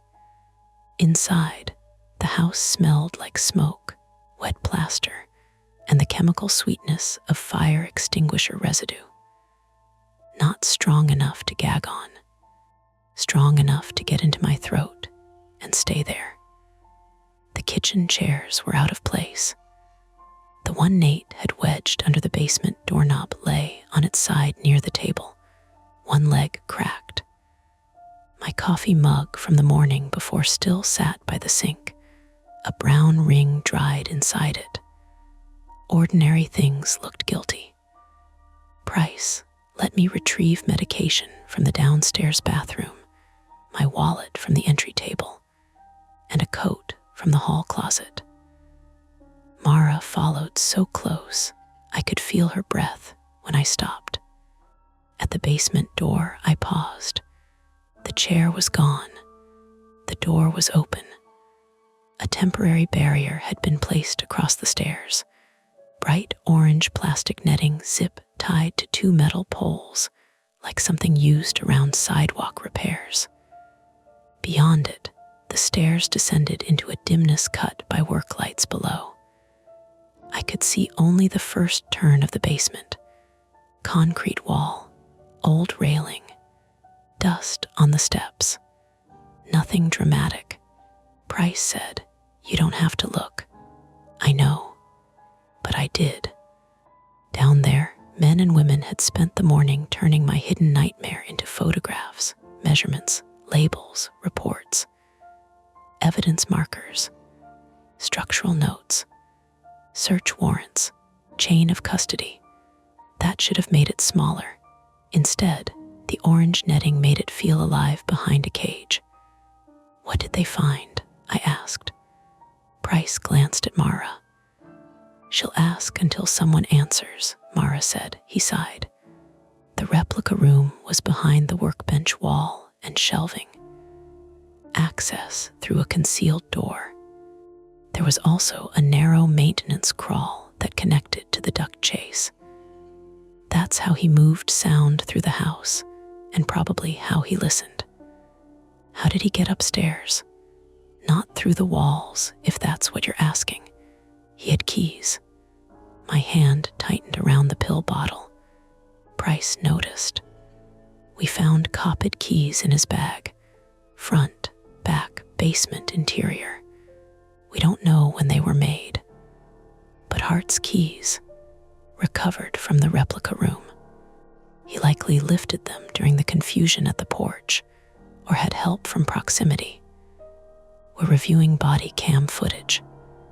Help, Mara asked sharply.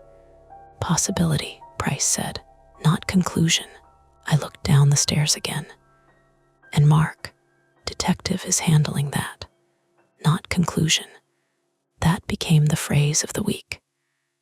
The urgent care doctor, a brisk woman named Dr. Elaine Porter, 52, female, told me my knee was badly bruised, but not fractured. She cleaned my palms again, prescribed antibiotics because concrete is filthy, and gave me a printed sheet about wound care that included a cheerful cartoon hand with sparkles around it. Mara laughed at the cartoon until she cried in the parking lot. Nate slept most of the next 2 days. He texted in short bursts. Building inspector says don't let anyone minimize the joist issue. Then, your dryer vent was still wrong, BTW. Sorry. Then Mara says I'm not allowed near basements anymore. Seems fair.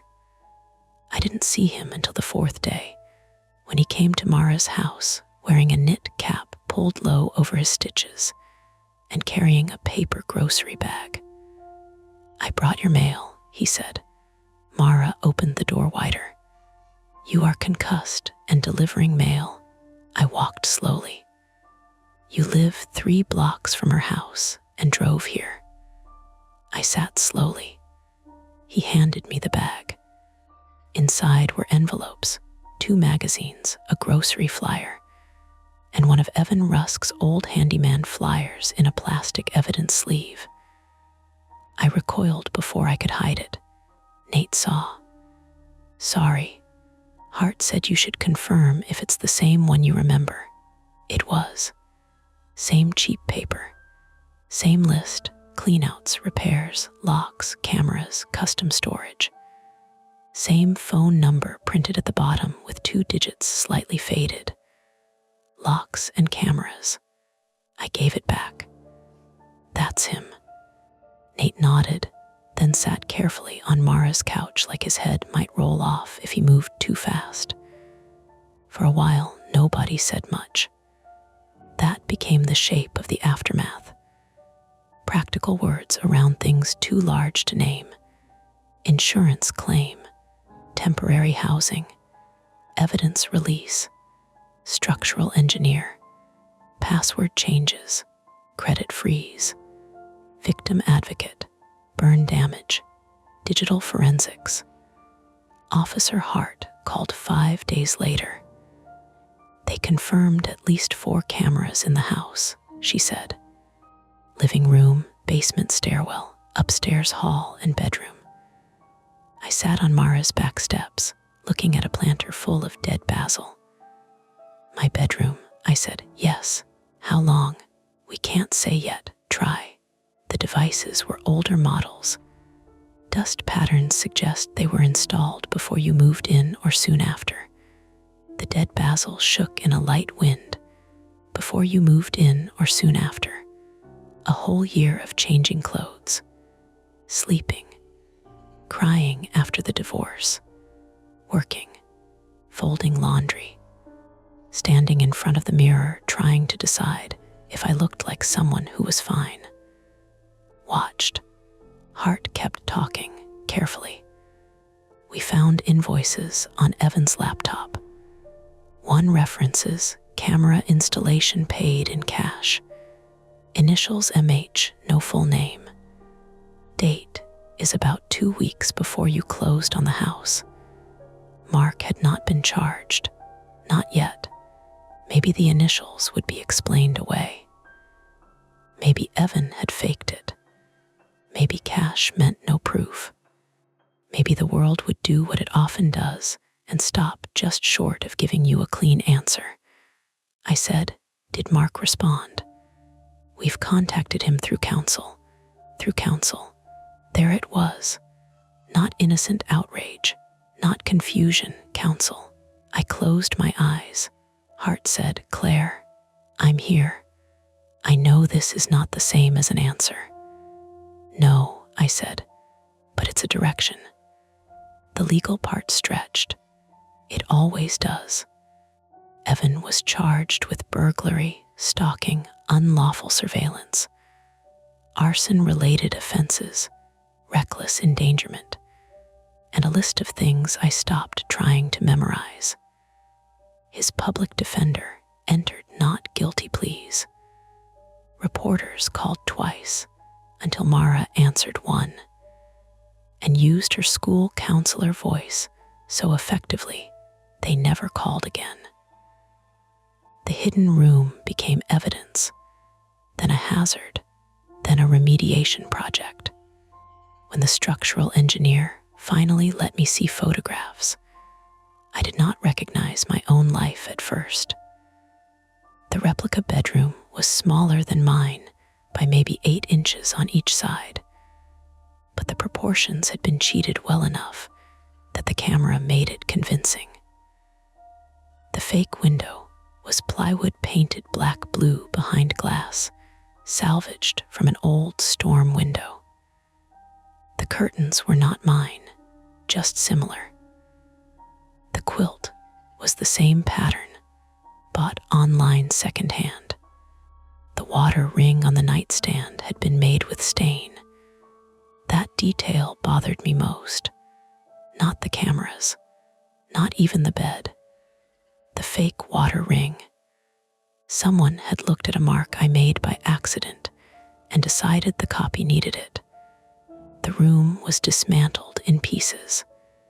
Evidence first, demolition later. My actual house remained unlivable for weeks. Smoke upstairs, wiring downstairs, broken doors, cut supports. The building inspector said we were lucky the altered brace near the workbench hadn't shifted more when the tool rack fell. Nate, when he heard that, sent one text. "I hate being right." I moved into Mara and Alina's guest room, which was painted a gentle green and had no basement beneath it.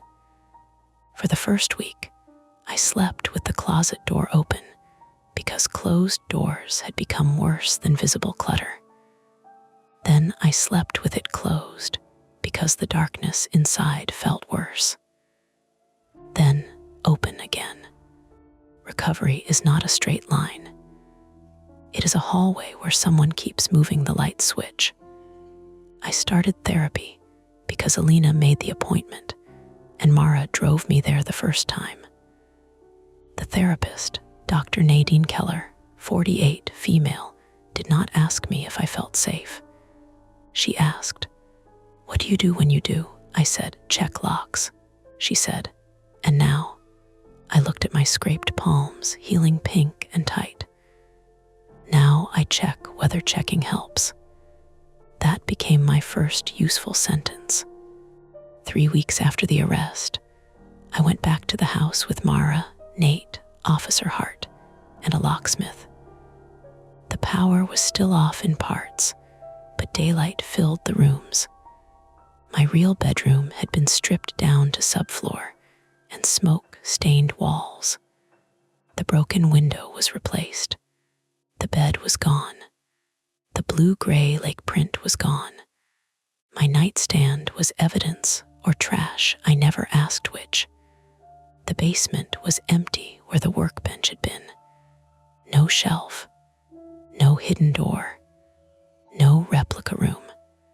Just raw foundation, exposed studs, cut wires capped and tagged, and a darker rectangle on the concrete where the fake bedroom floor had rested. Mara stood at the bottom of the stairs, but would not go farther. Nate did slowly. He looked at the repaired support posts, then at the joists overhead. They did good work. I stared at him. Sorry, he said, bad phrasing. No, I said, it helps. And weirdly, it did. A room could be unmade. A structure could be repaired. A wall could become a wall again, not a secret. Officer Hart handed me a small, clear evidence photo. We recovered this from the replica nightstand. It isn't needed for the case. You can decide whether you want the original back when property is released. It was a picture of Penny, my dead cat, asleep on my real quilt with one paw over her face. I had never posted that photo. I had never sent it to Mark. It had been on my old phone, the one from my nightstand drawer. I looked at the photo for a long time. Then I handed it back. I don't want it. Hart nodded and tucked it away. That night, back at Mara's, I changed every password again. Not because it fixed the past. It didn't. But because some actions are not rituals of fear. Some are maintenance, boundaries, locks that lock, not locks you worship. Months later, I sold the house. Not quickly, not dramatically. The insurance work took forever. The disclosure forms were brutal and strangely satisfying. Hidden room removed, fire damage repaired, electrical system replaced, structural supports inspected, surveillance devices removed by police. I wrote each line and felt something in me unclench, not because the words were harmless, but because they were true. Nate did some of the repair work after he was cleared medically, though never alone in the basement. Mara made that rule, he obeyed it. On the last day, I walked through the house by myself while Mara waited on the porch. The rooms were empty. Fresh paint, new trim, no furniture to imitate, no curtains, no baskets. My footsteps sounded too loud on the bare floors. At the basement stairs, I stopped. The new light switch worked from the top now. Bright LED panels filled the whole basement with clean, impolite light. No corners left romantic. No hidden workbench. No shelving unit. No fake room. Just concrete, pipes, furnace. The place where something had been. I stood there until my breathing evened out. Then I shut off the light and closed the door once. No checking. Mara drove me to my new apartment in Squirrel Hill, second floor, no basement, windows facing a busy street. At night, buses hissed at the curb. People argued outside the pizza place. Upstairs, a toddler ran back and forth every evening at 7, like a tiny landlord inspecting the ceiling. It was not quiet. I liked that. The last unresolved thing arrived by mail 6 weeks after the sale. No return address. Pittsburgh postmark. Ordinary white envelope. Inside was a single photograph. Not of me. Not of the basement. Not of the replica room. It showed my old bedroom after repairs, empty and freshly painted, taken from the doorway. Nothing threatening, nothing out of place. On the back, in block letters, someone had written, "This one looks wrong now." The police took it. Officer Hart said it might be Evan through an outside contact, or Mark, or some third person trying to scare me after reading about the case. She said they would test it, log it, compare handwriting, check cameras at the post office if they could. Not conclusion, possibility. I did not move again. I did not stop sleeping. I I did buy curtains the next day, thick ones, and hung them myself while Mara sat on my bed eating crackers from the box and telling me they were stale. That evening, I stood in my new room with the street noise pressing softly against the glass. My bed was against a different wall. My books were stacked badly.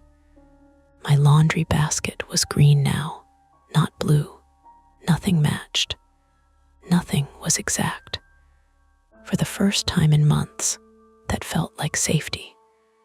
The shadows fade for now, but the stories never end. Don't forget to hit like, subscribe to Mia Horror Stories, and join our community of horror lovers. If you're hungry for more, check out the next video. Just remember, the scariest part is often the one you don't see coming. Hey friends, it's your girl Mia.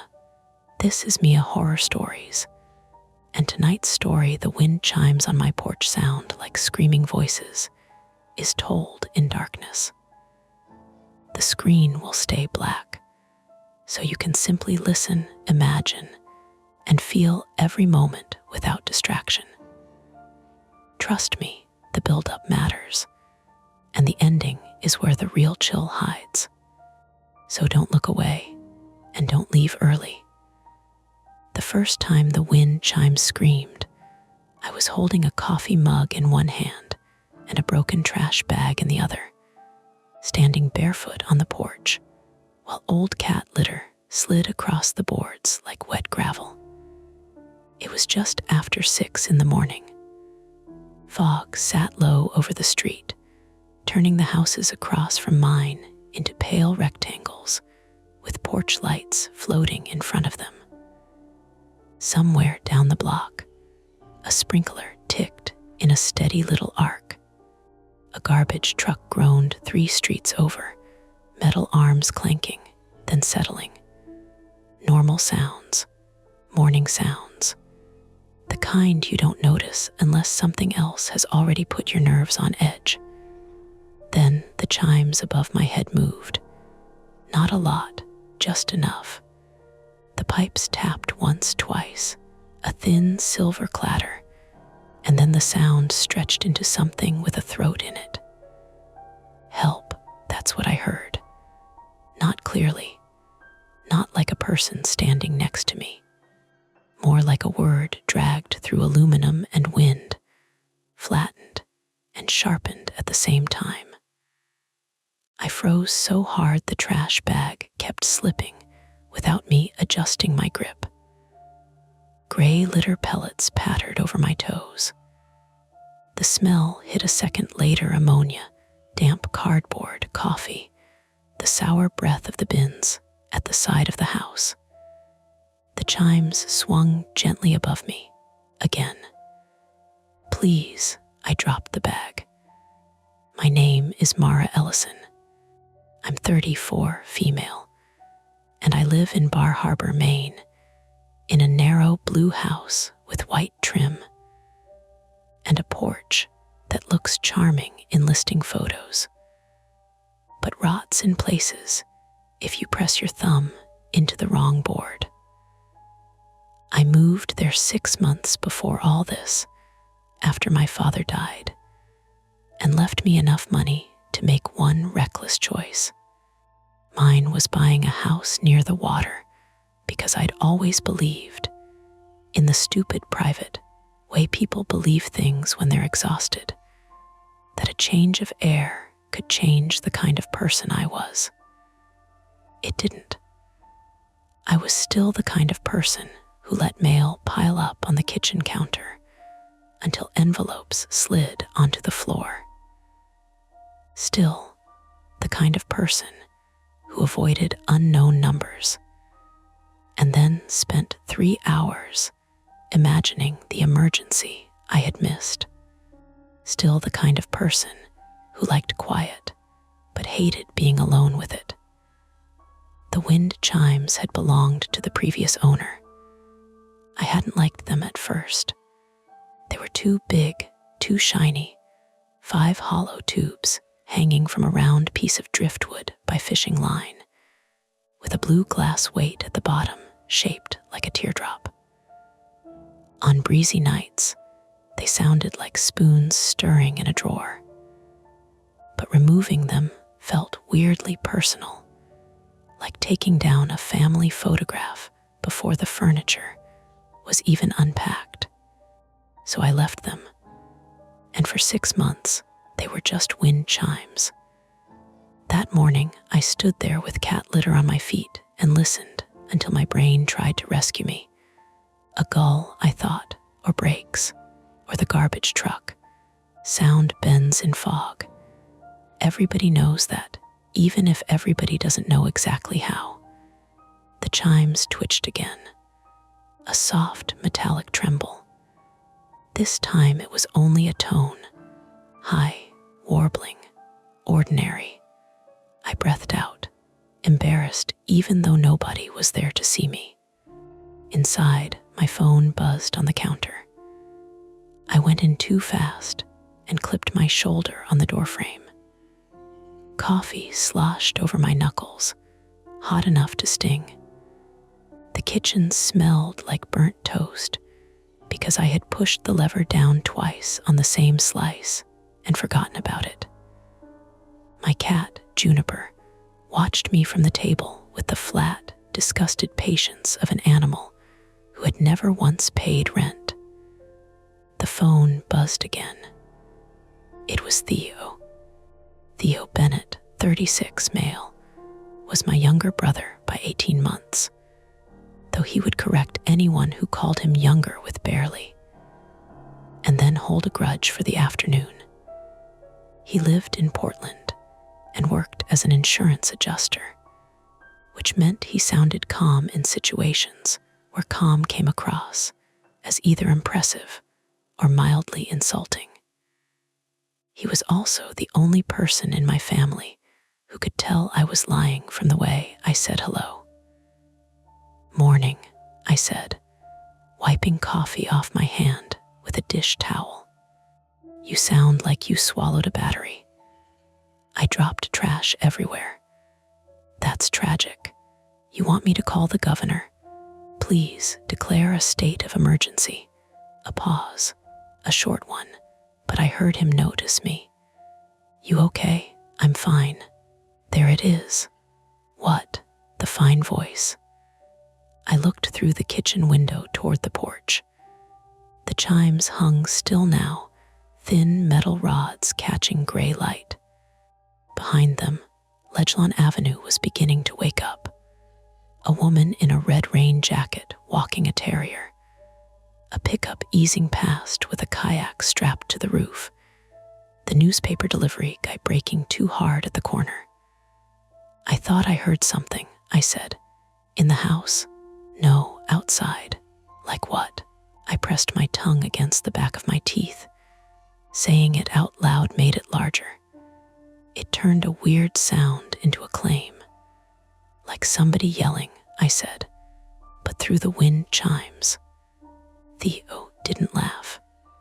That was one of the reasons I still answered his calls. "Could have been a neighbor," he said. "Yeah, or the harbor. Boats do that. Ropes, metal gulls. Remember Dad's dock lines? They sounded like a dying trumpet." I smiled despite myself. That is a very specific dying instrument. He would have called it character. Dad would have. He had loved broken things if they were his. Doors that stuck. Radios that hissed. Cars that needed a screwdriver to start. He called flaws stories, which sounded poetic until you were 12 and stuck in a motel parking lot outside Bangor, while he jammed a butter knife into the ignition of a van he insisted was still perfectly good. "You still coming Sunday?" Theo asked. For dinner, for boxes, for me heroically installing whatever shelf you bought and will never hang." "I might, Mara," I said might. "That house is eating you." "No, it's not. You haven't unpacked the office." "I've been busy." "You work from your laptop at the kitchen table." "I like the kitchen table." You hate that table. You said it looked like a dentist's waiting room. I glanced at the table. White laminate, chrome legs, one corner patched with tape because it had split during the move. Juniper stretched beside my notebook and put one paw directly into a saucer. I'm getting attached, I said. Theo sighed through his nose. Sunday, noon. I'll bring the drill. You provide coffee and whatever weird jam you bought from that roadside place. Blueberry lavender. That's what I said. Weird. After we hung up, I cleaned the porch. I tied the trash bag tighter, scrubbed the litter dust with a wet rag, and kept my eyes away from the chimes like they were a person I had offended at a party. The fog thinned by 7. Sunlight came in weak strips, brightening the wet road and the sagging hydrangea bushes along my fence. By then, the moment had already begun to soften in my mind. That's how fear protects itself. It pretends to be memory's fault. By 8:30, I had convinced myself I'd misheard a gull. By 9, the chimes screamed again. I was on a video call with my editor, Gail Mercer, 58, female, who lived in Boston and wore square black glasses that made every silence feel like a performance review. I wrote catalog copy and local history pieces for a small travel publisher, which sounded more romantic than it was. That week, I was supposed to be revising a piece about hidden coastal gems while sitting 2 miles from Acadia National Park and feeling hidden from nothing. You've got 3 paragraphs on weathered charm, Gail said. We need one. I can cut. And the part about maritime loneliness. I liked that part. I know.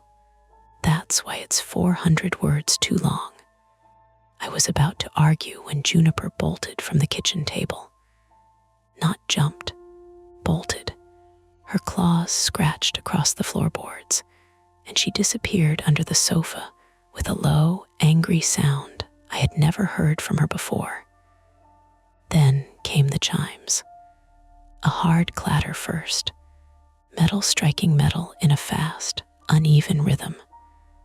No wind, not enough to move the curtains, not enough to stir the receipts pinned under a magnet on the fridge. The sound rose. It bent.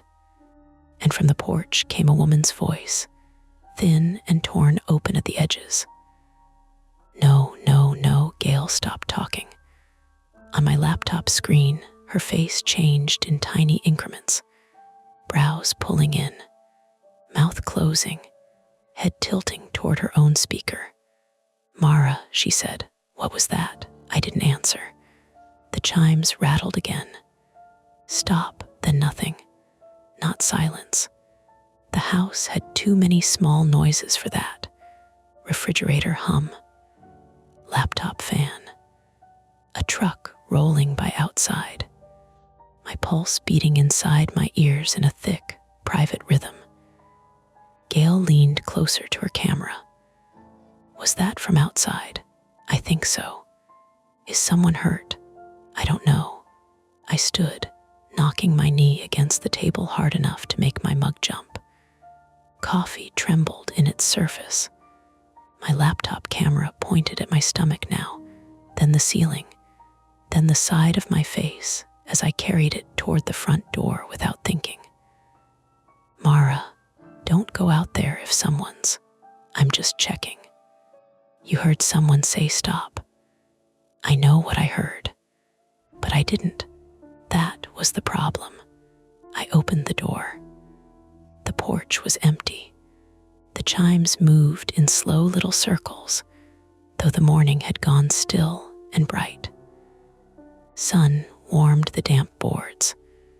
A mail truck idled at the curb 2 houses down, its engine coughing. Across the street, Mrs. Alvarez was trimming dead blooms off her hydrangeas with red-handled clippers. Alina Alvarez, 67, female, was my neighbor. Retired from the school district, widowed, sharp-eyed, and usually dressed for yard work like she expected a photographer to document it. She had introduced herself the week I moved in by handing me a casserole and saying, "The oven runs hot in that house. Don't trust the dial." It had been the most useful advice anyone gave me. She looked up when she saw me standing there with my laptop open in one hand. "You all right, honey?" She called. "Did you hear that?" "Hear what?" "The yelling." She lowered the clippers. "Yelling." I looked down the street. The mail carrier slid envelopes into a box. A cyclist passed with earbuds in. A white SUV turned slowly at the end of the block. Everything moved with that calm small-town rhythm that makes panic feel theatrical. "Maybe from your TV," Mrs. Alvarez said. "I was on a work call." Gail's voice came faintly from the laptop. "Mara, I'm still here." Mrs. Alvarez stepped closer to the low fence between our yards. "I heard the chimes." "You did, a bit. They're loud." They sounded like words. She looked at the chimes, then back at me. Not dismissive, not convinced either. "Sometimes those things catch strange tones," she said. "My sister had a set in Ellsworth that sounded like a baby crying whenever the wind came off the bay. Drove her half mad. There wasn't wind." At that, Mrs. Alvarez did what people do when they don't want to argue with someone who sounds frightened. She glanced at the trees. A few leaves moved. Not much. Enough for both of us to pretend. "Maybe take them down," she said gently. That should have been the end of it. Take them down. Put them in the garage. Throw them away. Mail them to Theo as a joke. Normal problem, normal solution. But I didn't move. Because behind Mrs. Alvarez, in the upstairs window of the empty house across the street, I saw a curtain shift. The house had been vacant since before I moved in. Yellow clapboard, green shutters, grass gone patchy around a for sale sign that had faded from sun and salt air. I had seen contractors there twice in 6 months and a realtor once. Nobody lived there. At night, its windows reflected the streetlights with a dull, blind look. The curtain shifted again, just a little, like someone had let it fall back into place. "Mara," Gail said from the laptop. Mrs. Alvarez followed my gaze. "What? Is someone in that house?" She turned fully now, clippers hanging at her side. "Which house?" "The yellow one." "No, bank owns it, far as I know." "I saw something move upstairs. A raccoon, maybe, in the upstairs bedroom. You'd be surprised what gets into empty houses." I wanted that to be true. I wanted a raccoon with clever little hands and a talent for opening second-story windows. I wanted boats and gulls and fog and cheap metal resonating at the exact frequency of human fear. Gail cleared her throat. "Mara, I'm going to say something uneditorial. Please call someone local before you investigate anything." I'm not investigating. But even as I said it, I knew I was already making a list. Check the porch camera. That was first. The previous owner had installed a basic doorbell camera, and I had kept paying for the app because canceling required remembering a password I kept forgetting to reset. It faced the porch steps and caught a sliver of the street. Mostly, it recorded delivery drivers, juniper triggering motion alerts through the window, and me carrying groceries in with my mouth because I refused to make 2 trips. I ended the call with Gail after promising to send revisions by Friday and not wander into a possible crime scene like a gothic idiot. Her words, not mine. Mrs. Alvarez watched me from her yard until I went back inside. The house felt different after that. Not haunted. That's too easy. It felt observed. The kitchen had the same dishes in the sink, the same chipped blue bowl by the toaster, the same grocery list on the fridge, eggs, paper towels, basil, batteries, the same half-open cabinet where I kept meaning to tighten the hinge. But the rooms seemed to hold their corners more tightly. The hallway to the stairs looked longer than usual. Every sound arrived with edges. A pipe clicked. Juniper thumped under the sofa. Outside, the chimes gave one soft tap. I opened the doorbell app. The first clip was from 6:12 a.m. me on the porch. Hair in a knot, old sweatshirt, trash bag sagging. The audio was tinny, bad enough to make everything sound underwater. I watched myself pause, watched my head lift toward the chimes. The speakers crackled, metal notes, a warped rise of sound, maybe a voice, maybe not. I turned the volume up until the cheap laptop speakers buzzed. Help this time, seeing myself hear it made it worse. I played it again.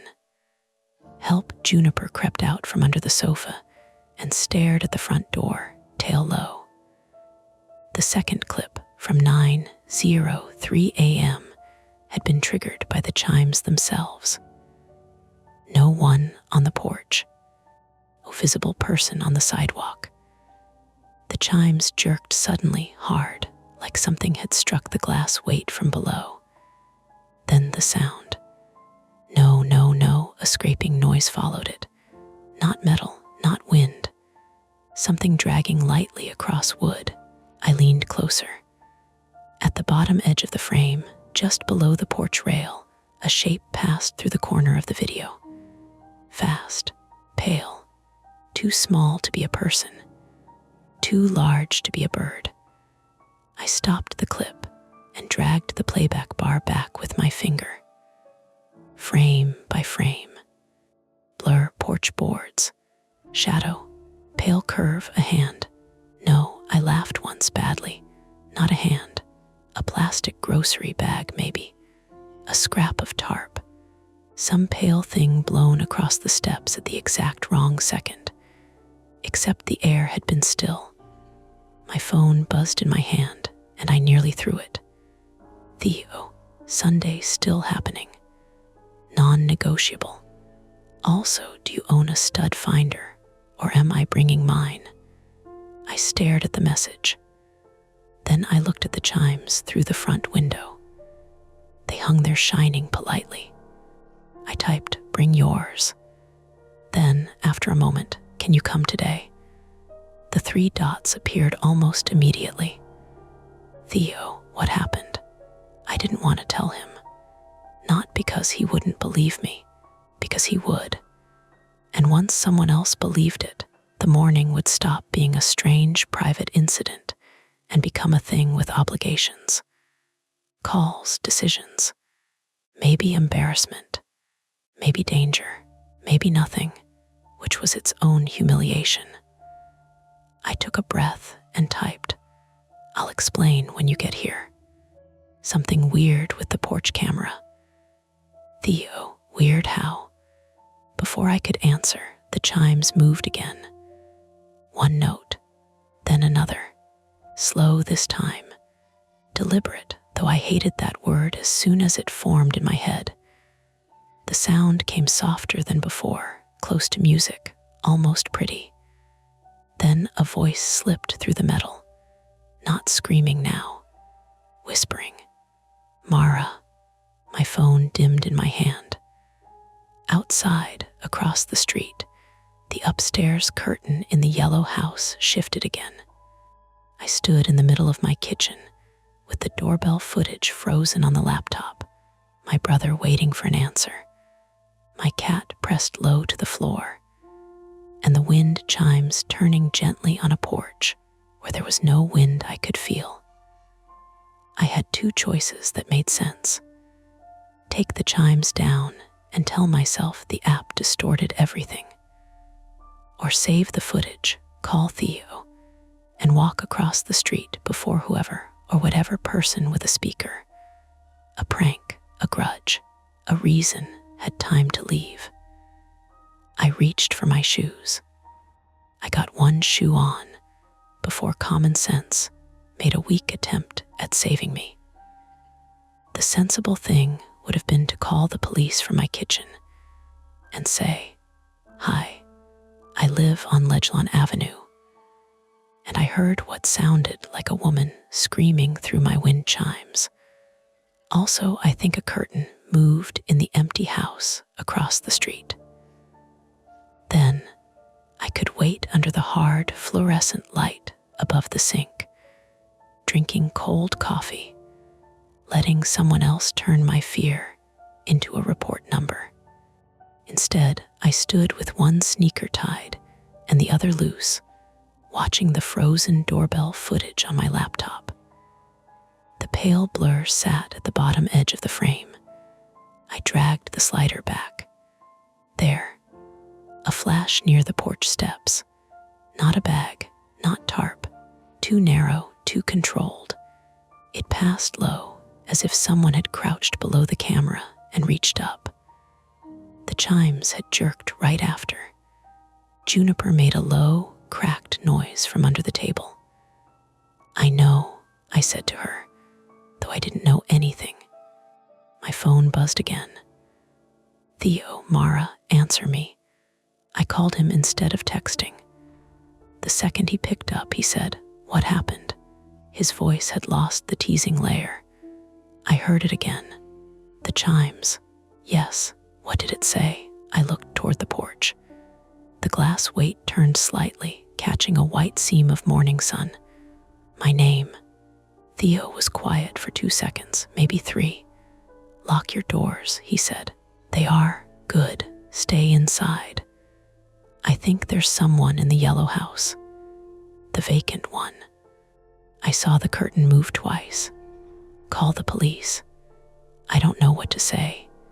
You say you think someone is trespassing in a vacant house, and you heard possible distress sounds. That's enough. It sounds ridiculous. It sounds like a welfare check. That phrase helped. Welfare check. Normal words. Civic words. Words with forms attached. I put him on speaker, opened the doorbell app, and saved both clips to my phone. My fingers moved badly. I kept tapping the wrong menu, closing the video, reopening it, my thumb leaving a damp smear on the screen. Theo heard me breathing.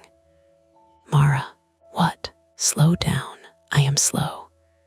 You're doing the thing where you try to complete 6 tasks at once because standing still feels worse." That irritated me because it was true. My private fear, the one I didn't say out loud even to him, was not being alone. I could handle alone. I had made a whole adult personality around it. The real fear was being responsible at the exact moment responsibility mattered. Missing the call. Not checking the locked door. Convincing myself something was fine until it wasn't, because admitting danger meant I had to act and possibly be wrong in public. Dad had died after leaving me 2 voicemails. I didn't return for 6 hours. A stroke, the doctor said. Not my fault, everyone said. 6 hours, my brain said every time I ignored an unknown number. So when the chimes whispered my name, the choice didn't feel like curiosity. It felt like a test I had failed once already. "I'm calling," I said. "Good. I'm not going over there." "Better." I called the Bar Harbor Police Department's non-emergency number because 911 felt dramatic, which was another bad decision dressed as politeness. A dispatcher answered with a calm voice and a keyboard clicking behind her. The dispatcher, Dana Whitcomb, 42, female, introduced herself by first name only, speaking in the practiced, even tone of someone who had heard panic arrive wearing many costumes. I gave my address, then explained the vacant house, the sounds, the porch camera, the moving curtain. I tried not to say screaming wind chimes. I said distorted audio. I said possible trespass. I said possible person in distress. Dana asked if I could see anyone currently in or around the yellow house. "No," I said, standing at the side of the kitchen window. "Curtains closed now. Do you know the exact address?"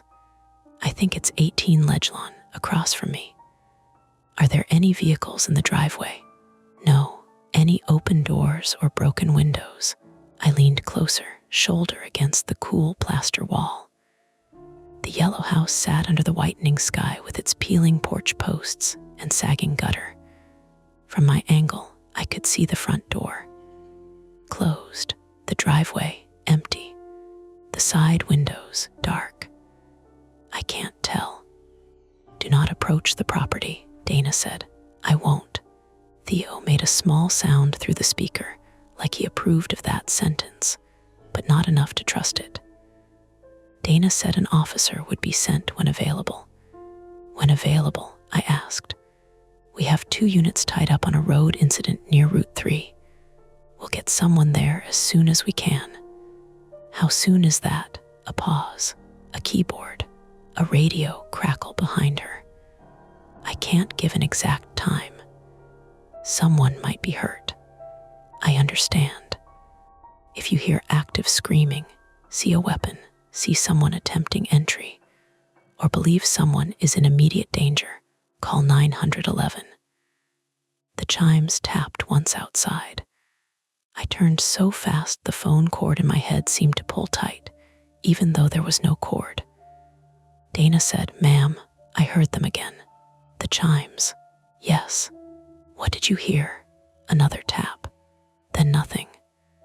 "Just metal," I said. Theo cut in from the laptop speaker. "Can you send the clips to the officer?" Dana heard him. "Who is that?" "My brother." "Is he with you?" "No, Portland," Theo said. "I'm leaving now."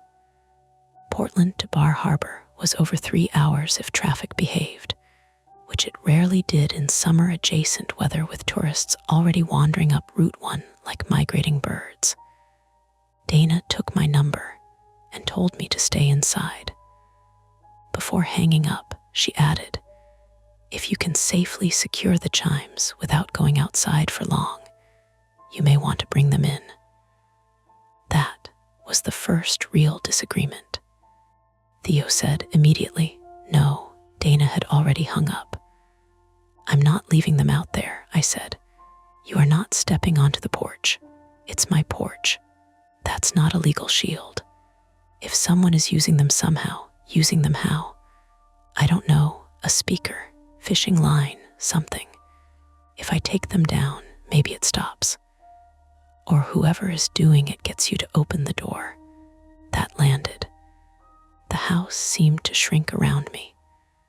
The front door was only 12 feet away. Its deadbolt suddenly looked small, the screws in the strike plate too short, the chain lock decorative and stupid. I checked the window beside the door. Locked. The back door. Locked. Mudroom window. Locked but warped, with a gap where the frame had swelled and never fully closed again. Outside, a car passed slowly. Too slowly. I moved back to the front window and peered through the edge of the curtain. A dark green Subaru rolled by, main plates, roof rack, rear bumper patched with gray tape. It paused near the yellow house, brake lights glowing.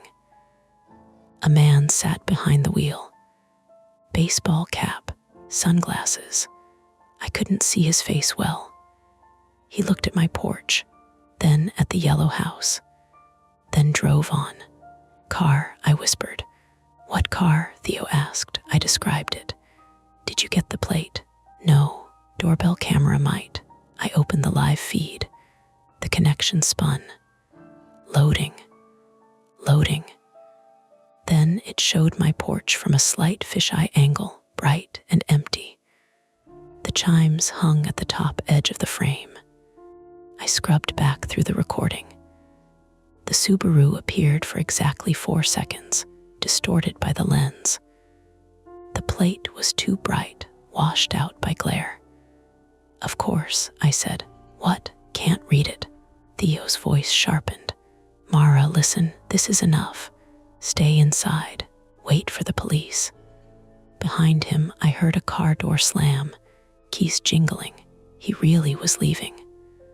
A small, traitorous part of me relaxed.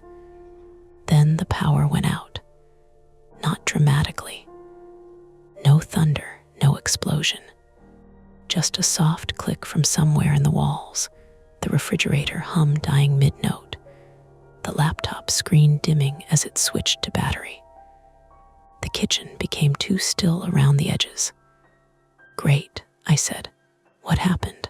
Power, just you. I looked outside. Mrs. Alvarez's porch light was still on. The yellow house had no lights to compare. Across the street, a window flashed faintly as sunlight struck it. Mrs. Alvarez has power. Breaker. Maybe. Then my Wi-Fi dropped. The doorbell app froze on a view of the porch from 10 seconds earlier. The chimes suspended in the frame like a warning. I had failed to read quickly enough. Theo said something, but the call stuttered. What? I said. Get out if you're breaking up. Not joking, Mara, the call failed. My phone still had bars. 1, then 2, then 1 again. The kitchen had always been bad for reception. I usually took calls on the porch because the house was old and stubborn and full of plaster walls that seemed to chew up signals. I laughed then, one short, ugly breath. The porch, of course. I tried calling Theo back. Failed. I tried again near the sink. Failed. I moved toward the front door, phone raised like a divining rod. 2 bars appeared when I stood beside the coat hooks. Near the door, closer to the chimes. The phone rang once, then dropped. I looked at the basement door. The breaker panel was down there. When I bought the house, the inspector had called the electrical system serviceable, which I later learned was house language for not actively burning at the moment. The basement had a stone foundation, a concrete floor, and a smell like wet pennies. I hated it, not because it was scary in any interesting way, but because it was cramped and practical and full of places where spiders could be alive without paying taxes. I took a flashlight from the junk drawer. Dead. Batteries, I muttered. On the fridge, the grocery list stared back at me. Eggs, paper towels, basil, batteries. The phone buzzed with a text that came through in pieces. Theo, do not go outside. A second later, Theo, do not go to Yellow House. Then, Theo, stay where neighbors can see you. That was good advice. Except the doorbell camera was down. The Wi-Fi was down. The police had no exact arrival time. Someone may have been in the vacant house. Someone may have used my chimes to say my name. And my power, only my power, had just failed. A knock hit the front door. 3 firm raps. I made a sound I would deny later. Juniper vanished under the sofa again. "Mara," Mrs. Alvarez called. "It's Alina." I opened the door with the chain still on. Mrs. Alvarez stood on the porch, holding her red clippers in one hand and her phone in the other. Up close, I saw that her lipstick was slightly uneven, like she had put it on in a hurry. "You lost power?" she asked. "Yes, I saw your porch camera light go out. You noticed that? I noticed things." She looked past me into the house. "You alone?" "Yes, your brother coming from Portland." She nodded once, processing. I called the realtor for the yellow house. I still had her number from when my niece was looking. That surprised me enough that I slid the chain off and opened the door wider. "You did?" She didn't answer. Her voicemail says she's away until Monday. Mrs. Alvarez lowered her voice. But I remembered the lockbox code. "Alina, what?" "She gave it to me last fall when a pipe burst, and they needed someone to let the plumber in. People think old women forget useful things." The chimes shifted above her head. Both of us looked up. They were barely moving. Mrs. Alvarez's mouth tightened. "I heard it more clearly from my yard just now," she said. "What did it say?" She didn't answer right away. A pickup rattled at the far end of the street. Og barked twice, then stopped. Somewhere, a screen door slapped shut. Mrs. Alvarez said, "It sounded like basement." The word went through me with a physical unpleasantness, a cold pressure under the ribs. "My basement?" I asked. "I don't know." The chimes made a faint ticking noise, not from wind, but from their tubes settling against each other. I glanced down at her phone. "Did you record it?" I tried, got nothing but chimes. My camera got words. "Cameras hear differently." That was true, or true enough to be maddening. I told her about the power, the Subaru, the curtain, the dispatcher. I expected her to tell me again to stay put. Instead, she looked across at the yellow house with a hard, assessing expression. "I saw a car there yesterday evening," she said. "What kind? Dark, maybe green." I was watering the side beds. It sat with the engine on, then left. "Why didn't you mention it?" "Because cars sit places, Mara." Small disagreement number 2, and it had teeth. Her voice wasn't defensive exactly, but there was something in it I recognized. The irritation of someone realizing an ordinary detail might have been important only after the chance to act on it had passed. A siren sounded far away, then faded in the wrong direction. Mrs. Alvarez checked her phone. "Police won't be quick if that crash on Route 3 is bad." "You heard about that? My nephew's a firefighter," he texted. "Box truck clipped a tour bus near Hull's Cove. Roads jammed." So there it was, the procedural failure, not incompetence, not movie nonsense, just geography, traffic, limited units, a town balancing ordinary emergencies while something strange unfolded on one quiet block. Time became visible. Theo was hours away. Police were delayed. My phone barely worked inside. My power was out. If someone was injured in that yellow house, waiting could matter. Or walking over could be exactly what someone wanted. Mrs. Alvarez seemed to read the argument on my face. "We're not going inside," she said. "I didn't say we were. You were thinking it loudly." "I was thinking about the basement. Yours, the breaker panel." She looked toward my dark hallway. "You want me to stand at the door while you check it?" No. Every part of me said no. But the refrigerator was off. The camera was off.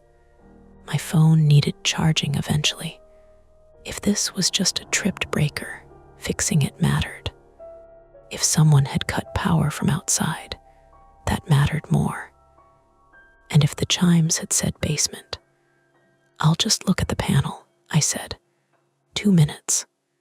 Mrs. Alvarez stepped inside, wiping her shoes carefully on the mat despite everything. That tiny, normal gesture nearly undid me. I grabbed the metal flashlight from the drawer anyway, though it was dead, because having something heavy in my hand felt better than having nothing. Mrs. Alvarez used her phone light. The beam washed over the hallway, showing dust along the baseboards and the narrow basement door with its old brass knob. I opened it. The smell came up first. Wet stone, rust, a trace of something sharper underneath, like cut grass left too long in a bag. The wooden stairs descended steeply.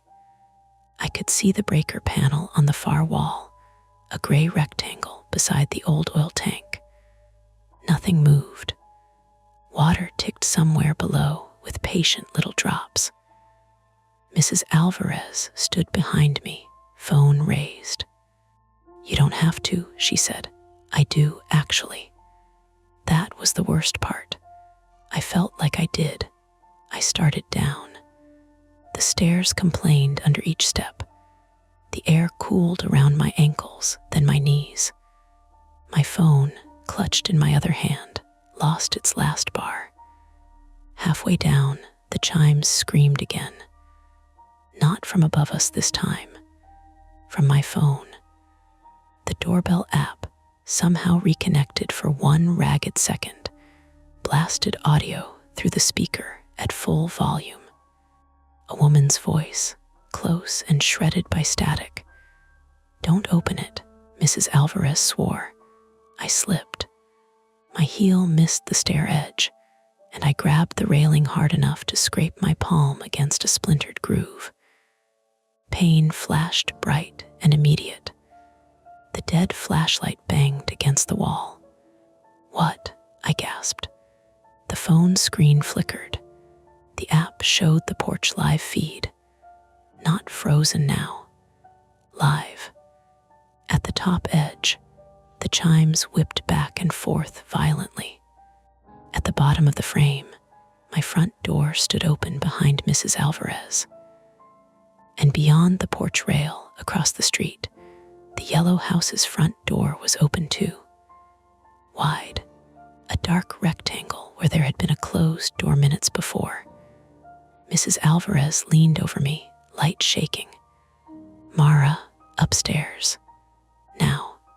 Then came a sound from below us. Not the pipes, not water. A small, deliberate scrape from the basement floor, somewhere beyond the oil tank, where my phone light didn't reach. We both held still. The scrape came again, closer. The scrape came a third time, and this one had weight behind it. Not a mouse, not a settling pipe. Something dragged against concrete in a slow half circle, then stopped like it had heard us hearing it.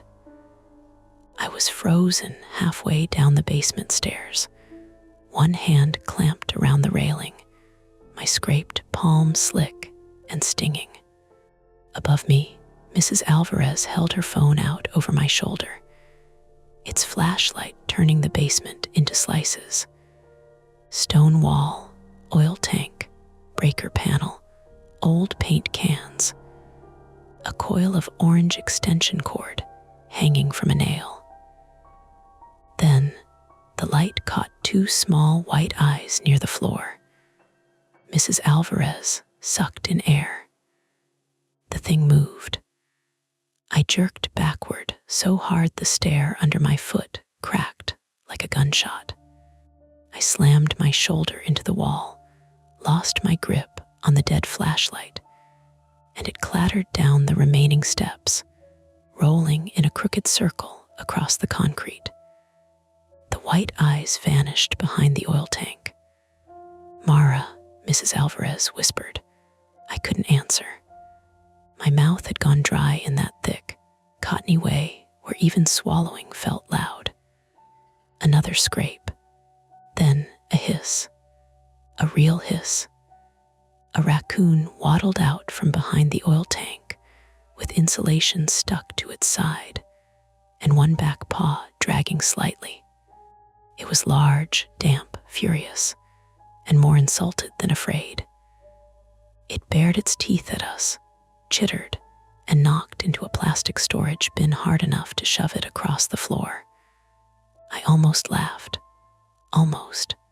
Mrs. Alvarez did laugh, but it came out thin and angry.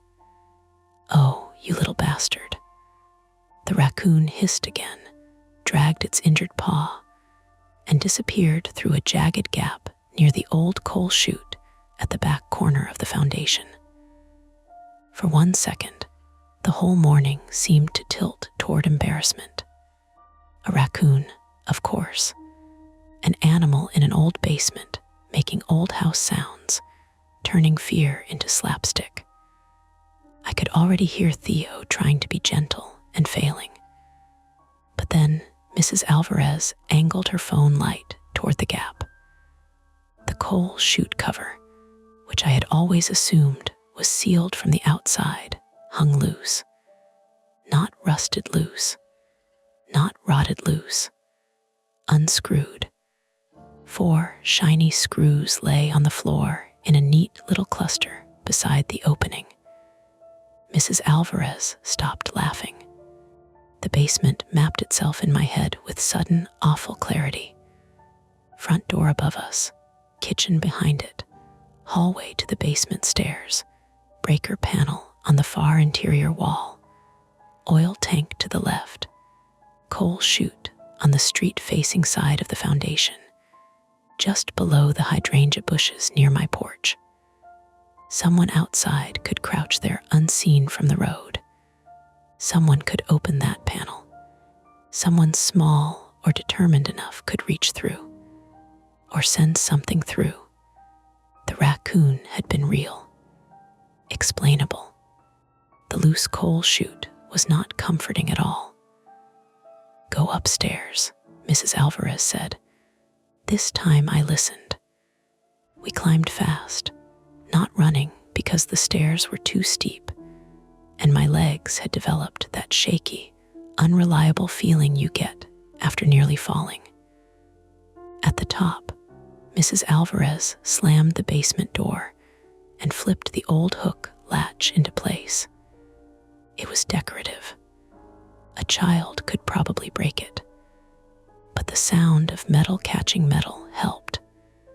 My phone found one bar near the front window. I dialed 911 this time. The call rang, clicked, and then crackled.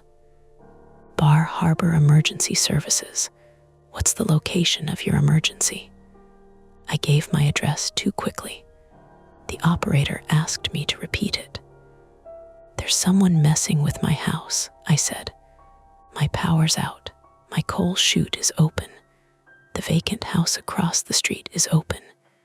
And we heard something warning us through my doorbell camera." The operator asked if the person was currently inside. I don't know. That was becoming the answer to everything. Mrs. Alvarez stood beside me, still holding the clippers. Her hand trembled now, the red handles tapping softly against her ring. The operator told us to leave the house if we could do so safely and wait in a visible location. That should have solved it. Attempt 1. Get out of the house, cross into Mrs. Alvarez's yard, wait for police. Simple. We put Juniper in her carrier. Or tried to. Juniper had wedged herself behind the washing machine in the mudroom, where dust and drier lint had formed gray fur of their own. I lay on my stomach, shoulder throbbing, scraped palm burning, trying to coax her out with a shaking handful of treats, while Mrs. Alvarez watched the front window. "Leave the cat," she said. "I'm not leaving the cat. Mara, I am not leaving her. She'll hide. Cats survive. People say that when it isn't their cat." Juniper's eyes glowed from the dark gap. She made one low, miserable sound. The wind chimes screamed. Not through the phone this time, outside. A long metallic shriek tore across the porch, rising sharp enough to make my teeth hurt. Then a voice folded through it, warped but distinct. "Back door." Mrs. Alvarez spun toward the mudroom. My back door had a narrow window set into its upper half. Through it, I saw nothing at first except the pale side of my garage and the overgrown strip of grass between my house and the fence. Then the knob moved.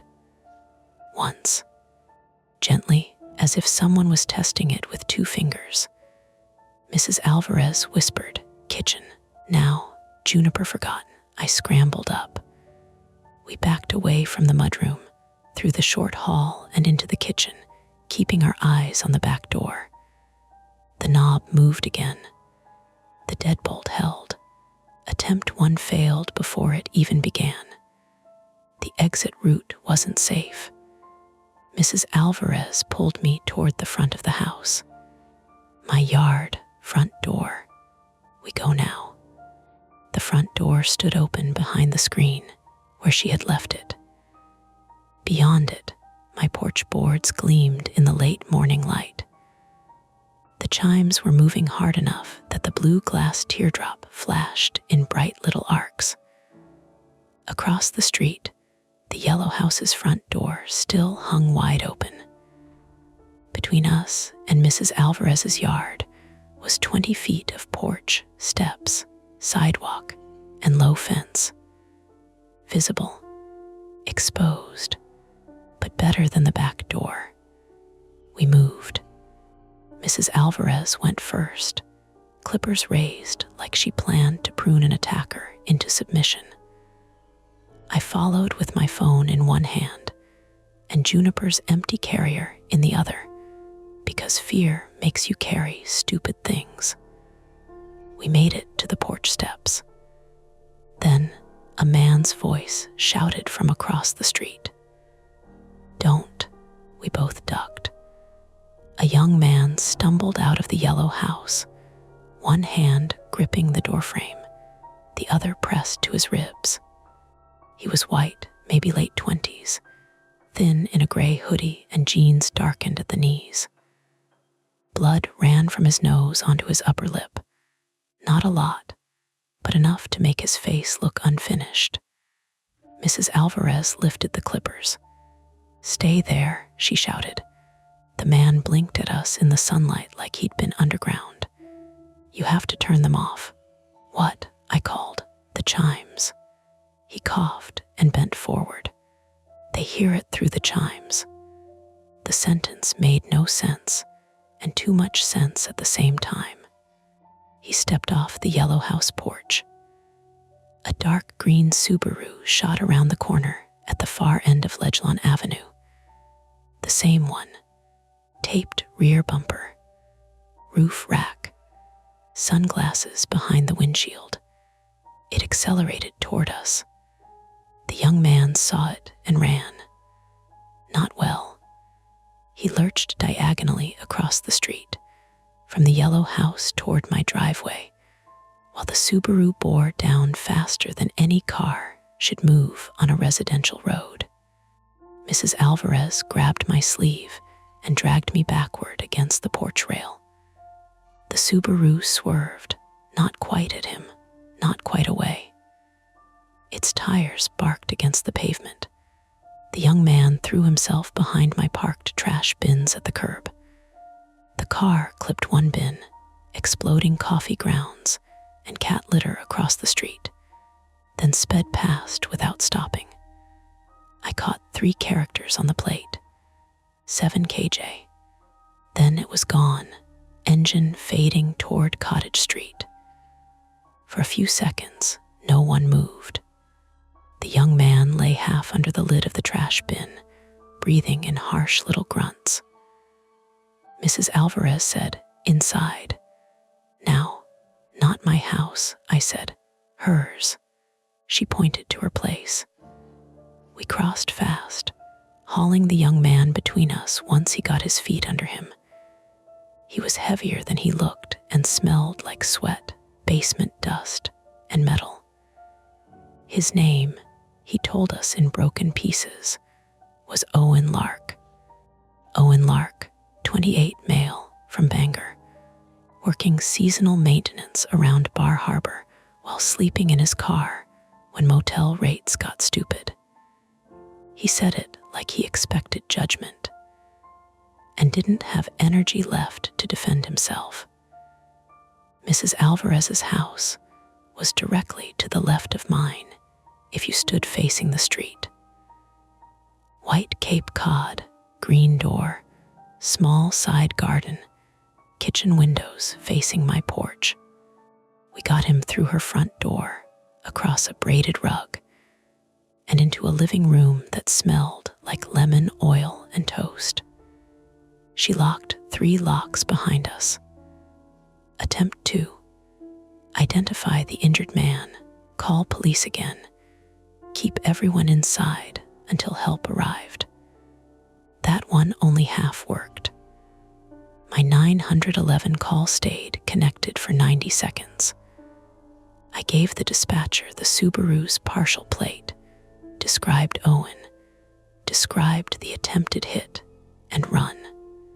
Owen sat on Mrs. Alvarez's couch with a dish towel under his nose and kept looking toward the window like he expected the house itself to move. "What happened in there?" I asked him. He shook his head. "Owen," I said, trying to keep my voice steady, "you came out of the vacant house.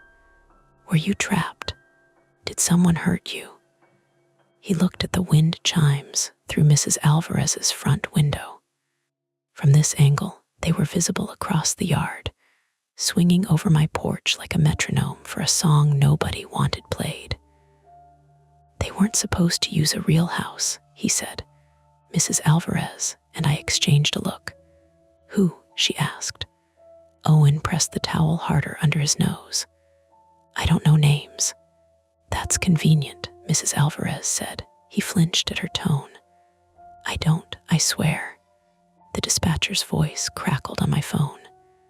"Ma'am, stay on the line. I'm here." Then the line clicked dead. No bars. Mrs. Alvarez cursed under her breath and strode to her landline. She lifted the receiver, listened, then hit the cradle twice. "Dead. What do you mean dead?" "I mean no dial tone." Her house still had power. The little lamp by the couch glowed warmly. Her microwave clock read 10:48, but her landline was out. Owen closed his eyes. "They cut it." "Who cut it?" I snapped. He looked at me, exhausted and scared. "The guy in the Subaru, maybe. Or the other one." "The other one." His face went blank, like he realized too late he had opened a door. Mrs. Alvarez stepped closer to him. She was shorter than he was, older than both of us, and somehow the most dangerous person in the room with those clippers still in her hand. "Owen," she said, "a car just tried to hit you in front of my house. If you know something that keeps us alive for the next 10 minutes, now is the time." He swallowed. His throat clicked. "There's a transmitter," he said, "or a recorder. I don't know the setup. The chimes aren't haunted, okay? It's not like that. They rigged them. The sound carries wrong because of the tubes. It was supposed to scare whoever lived there." "Who is they?" I asked. "I got paid to watch the house." "My house, the yellow one first," he winced.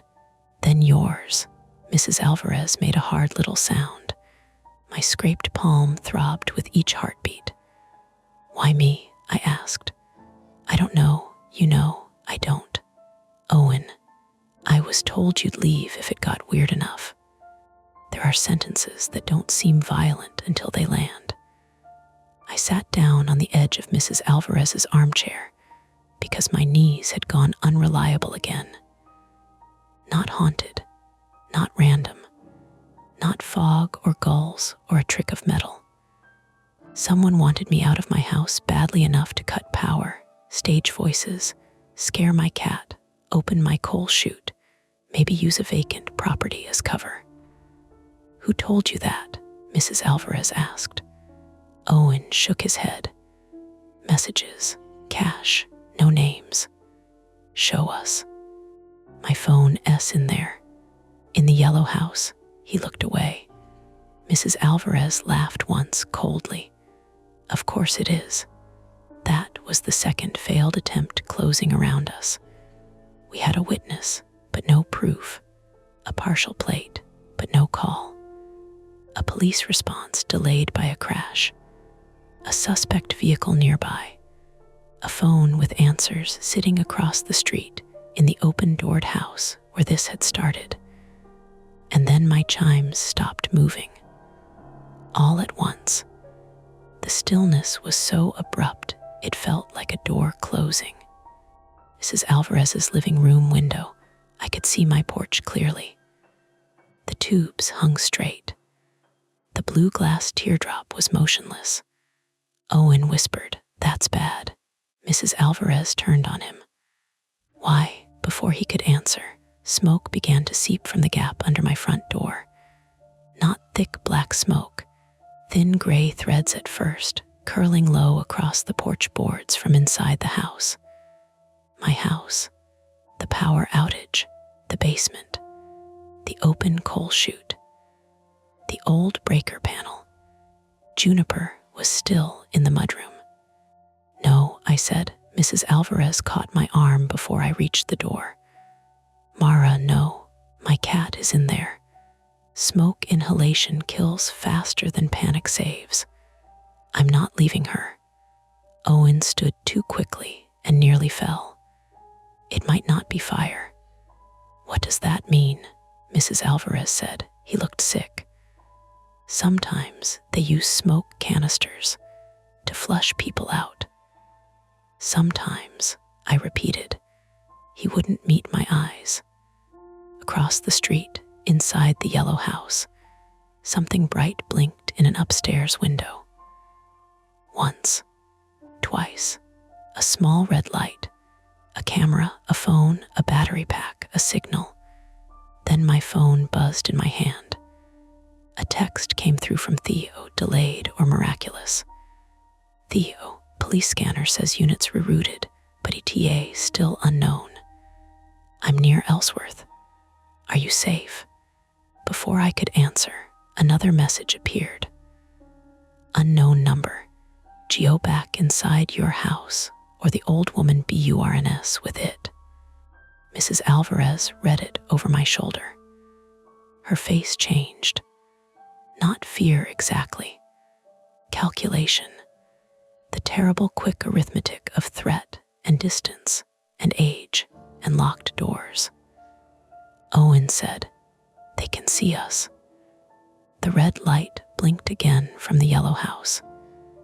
I looked from my smoking front doorway to the open yellow house across the street, to Mrs. Alvarez's dead landline, to Owen swaying beside the couch, to the chimes hanging still above my porch like they were waiting for someone to touch them. Retreat had been possible 5 minutes ago. Now my cat was trapped in a house filling with smoke. Mrs. Alvarez had been named in a threat. Owen's proof was across the street, and someone watching from the vacant house had my phone number. I picked up Mrs. Alvarez's clippers from the coffee table. She didn't stop me this time. I didn't feel brave when I picked up Mrs. Alvarez's clippers. That's the thing nobody tells you about the moments that later get summarized as courage. They don't feel clean. They feel like poor math done under pressure. Cat in smoke-filled house. Neighbor named in a threat. Injured man on couch. Brother still too far away. Police somewhere behind a traffic jam and a wrecked tour bus. A red light blinking from the upstairs window of the yellow house, like an eye that had learned patience. Mrs. Alvarez caught my wrist before I reached the door. "Mara," she said. Her voice had changed, not softer, smaller. I looked at her hand on me. The veins stood raised under her skin. Dirt was packed neatly under one thumbnail from her garden work. She had probably planned to spend the morning deadheading flowers, maybe drinking tea at that little kitchen table beside the window. Normal things, safe things. "I'm getting juniper," I said. "If you go alone, you won't get anything." Owen wiped his nose again with the towel. Blood had dried in a crooked line down his chin. He looked worse in Mrs. Alvarez's warm living room light than he had outside, gray around the mouth, eyes too wide. "The smoke won't be everywhere yet," he said. "If it's one of their canisters, it'll be near the front or basement. They want you to run blind." "You keep saying they," I said. He swallowed. "Names," Mrs. Alvarez said. "I only met one." Owen pressed the towel under his nose. "Cal Rusk, 40-something. Male, local contractor, or he said he was. Drove the Subaru. Paid cash. Told me the houses had been part of a probate fight, and the new owner needed encouragement to sell before winter." "Encouragement," Mrs. Alvarez repeated. "I know." His voice cracked. "I know. Why the yellow house? Empty. Sightline to your porch, your kitchen. Good place to set equipment." "What equipment?" He looked toward the window again. "Parabolic mic, small speakers, battery packs, a cheap radio transmitter." The chimes were already resonant, he said. He clipped something inside the driftwood cap and ran fishing line through the porch trim. I helped once. I thought it was just noise. Creepy noise. Not, he gestured toward the smoke now thickening under my front door across the yard. Not this. My hand tightened around the clippers until the metal bit into my scraped palm. A human explanation should have made it better. It didn't. It took the impossible and gave it hands. Mrs. Alvarez moved first. She went to her kitchen and came back with 2 dish towels, a roll of duct tape, and a heavy maglite that looked old enough to have served in a war. "Wet these," she said. I stared at her. "Smoke, wet towels, low to the floor, you wanted batteries. This has them." She shoved the flashlight into my hand. "We get your cat. We do not chase anyone. We do not go into the yellow house unless we have to." Owen stood. "My phone has messages." "You can barely stand," I said. "If they burn the setup, it's gone. If Cal leaves, it's gone. Your word against his." "Your word too." He laughed once, then winced. "I'm the idiot who took cash to scare a woman out of her house." "You think that plays well?" Mrs. Alvarez soaked the towels at the sink. "Then you stay here and keep pressure on your nose." A sharp crack sounded outside. Not a gunshot, glass. We all turned.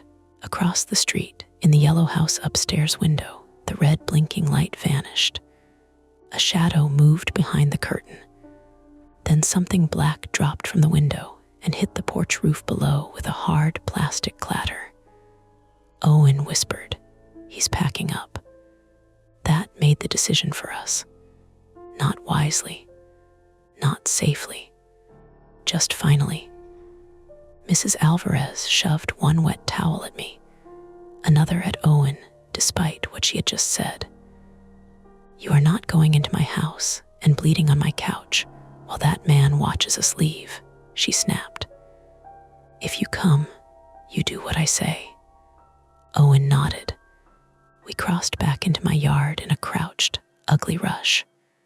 Smoke crawled through the gap beneath my front door and spread over the porch boards in low gray ribbons. The chimes hung above it, still motionless now.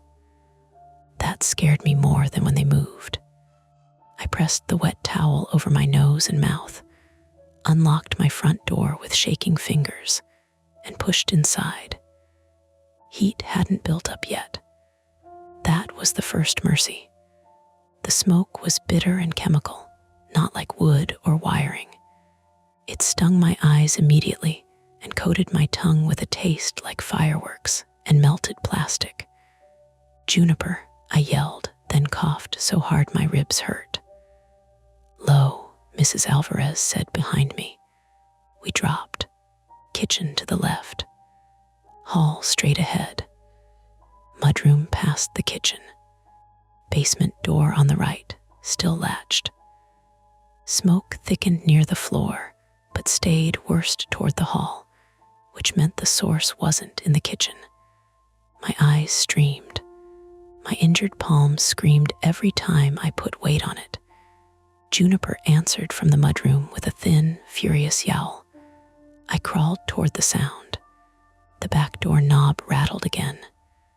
Then a shoulder hit it from outside. Once, the deadbolt held again. Wood cracked. Owen shouted from behind us. "He's at the back." Mrs. Alvarez grabbed the chrome leg of my awful kitchen table and dragged it sideways with a strength I didn't know she had. It screeched over the floor. She shoved it against the mudroom door, bracing the inner door closed even as the exterior door took another hit. "Get the cat," she barked. I flattened myself beside the washing machine. Juniper had wedged herself in the lint-choked gap behind it, eyes huge, body pressed so far back I could barely see her ears.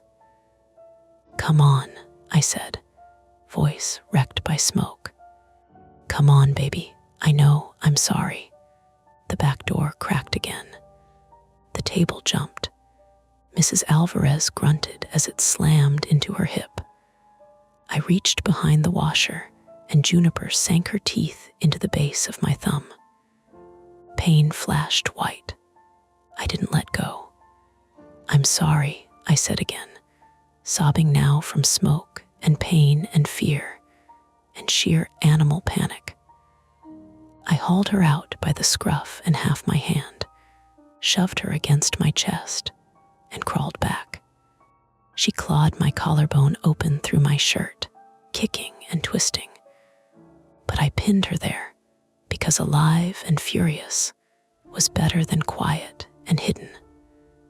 "Out," Mrs. Alvarez shouted. Owen was at the front door, waving through the smoke. "Move." We stumbled onto the porch. Fresh air hit like water. I fell to my knees on the boards with Juniper clamped against me. She tore free, but Owen grabbed the empty carrier from where I'd dropped it earlier and shoved it open. Somehow, between the two of us, we got her inside. The carrier door clicked shut. Behind the house, something crashed, the back door giving way. Mrs. Alvarez limped onto the porch, one hand pressed to her side. "Go to my yard." "No," Owen said. He was looking across the street. "He's not at the back anymore." The green Subaru roared to life from the yellow house driveway. I hadn't seen it pull in. It must have been tucked behind the house, hidden by the side fence and overgrown lilacs. Now it shot backward, bumper tape flashing gray, then lurched toward the road.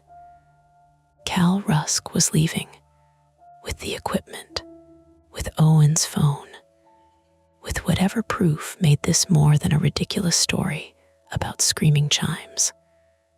Owen grabbed the blue glass teardrop at the bottom of my wind chimes. "What are you doing?" I rasped. "Line," he said. He yanked. Nothing happened at first. Then the driftwood cap above the chimes twisted sharply, and a thin filament snapped from the porch trim with a sound like a plucked guitar string. The chimes swung wild, metal pipes clanging against each other. From inside the driftwood, something black popped loose and dropped onto the porch. A device no bigger than a matchbox. A speaker, maybe, or a transmitter. The chimes screamed one last time. Not a voice now. Feedback. High, piercing, mechanical. Across the street, the Subaru braked hard. Sound made Cal flinch. I saw his head jerk inside the car. Mrs. Alvarez moved faster than any of us. She stepped to the edge of my porch and hurled her red clippers at the Subaru's windshield. They didn't break it. Of course they didn't. Real life doesn't hand out perfect throws to 67-year-old women with bruised hips. The clippers struck the hood and bounced off, leaving a bright scratch in the green paint. But Cal looked at her. For half a second, he looked at her instead of the road. And that was enough for the pickup coming from Cottage Street to lay on its horn. Cal swerved. The Subaru mounted the curb in front of the vacant yellow house and slammed into the real estate signpost hard enough to bend it flat. The car didn't explode. It didn't flip. It just hit with a horrible compact crunch, front bumper folding, hood buckling, one tire popping against the curb with a flat, final bang. For one stunned breath, everything stopped. Then Cal got out. Cal Rusk, 44 male, was broad-shouldered, sunburned, and dressed like every contractor I had ever seen in Maine. Work boots, jeans, faded Carhartt jacket despite the warm day, baseball cap pulled low. There was blood on his forehead where he'd hit something inside the car, but he moved with purpose. Not drunk, not dazed enough, angry. He looked at Owen.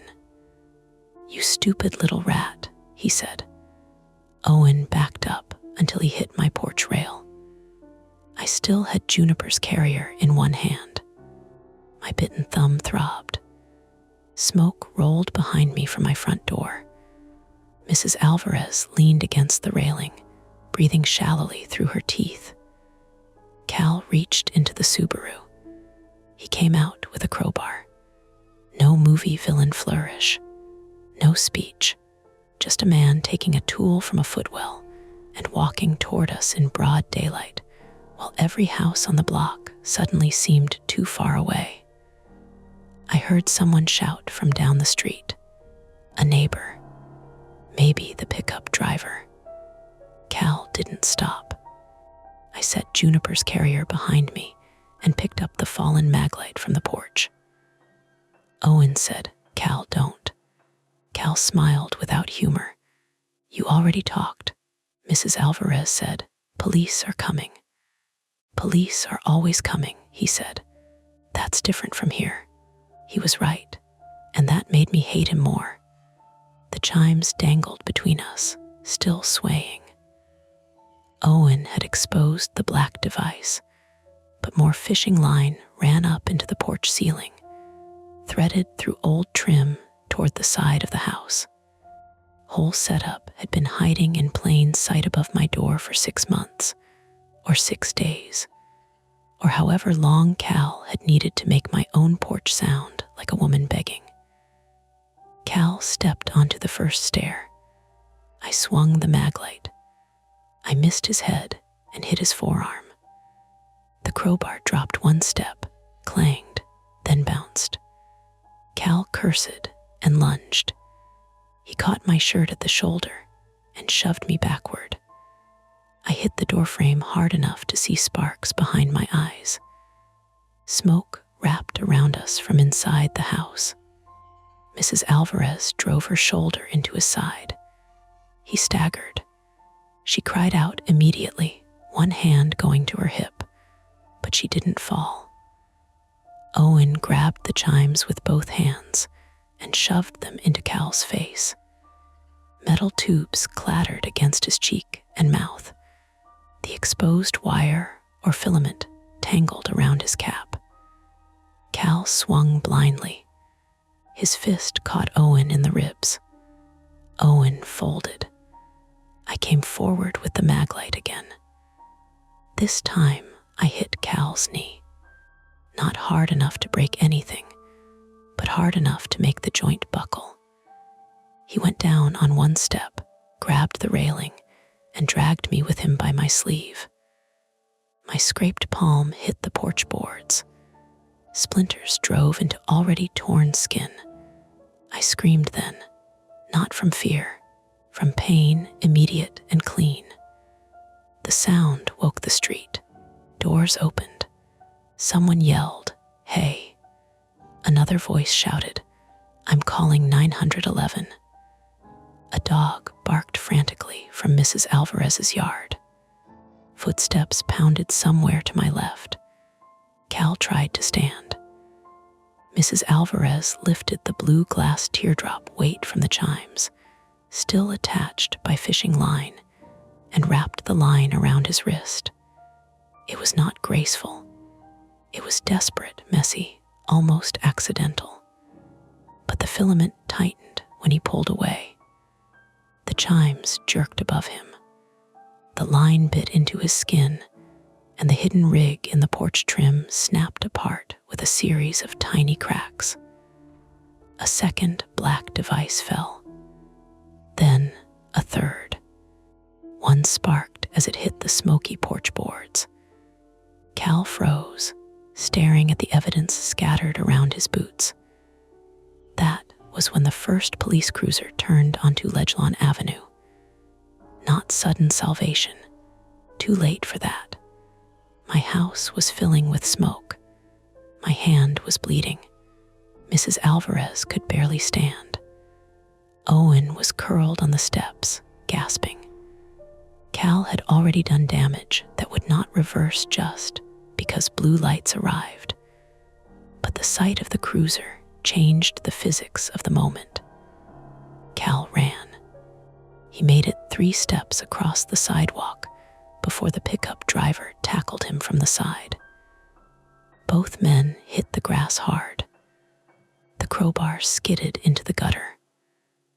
Officer Janine Price, 39, female, was the first out of the cruiser, moving with one hand on her holster and the other raised, voice sharp enough to cut through the smoke and shouting, "Everyone back. Show me your hands." For 1 second, absurdly, I raised mine. Then my knees gave out.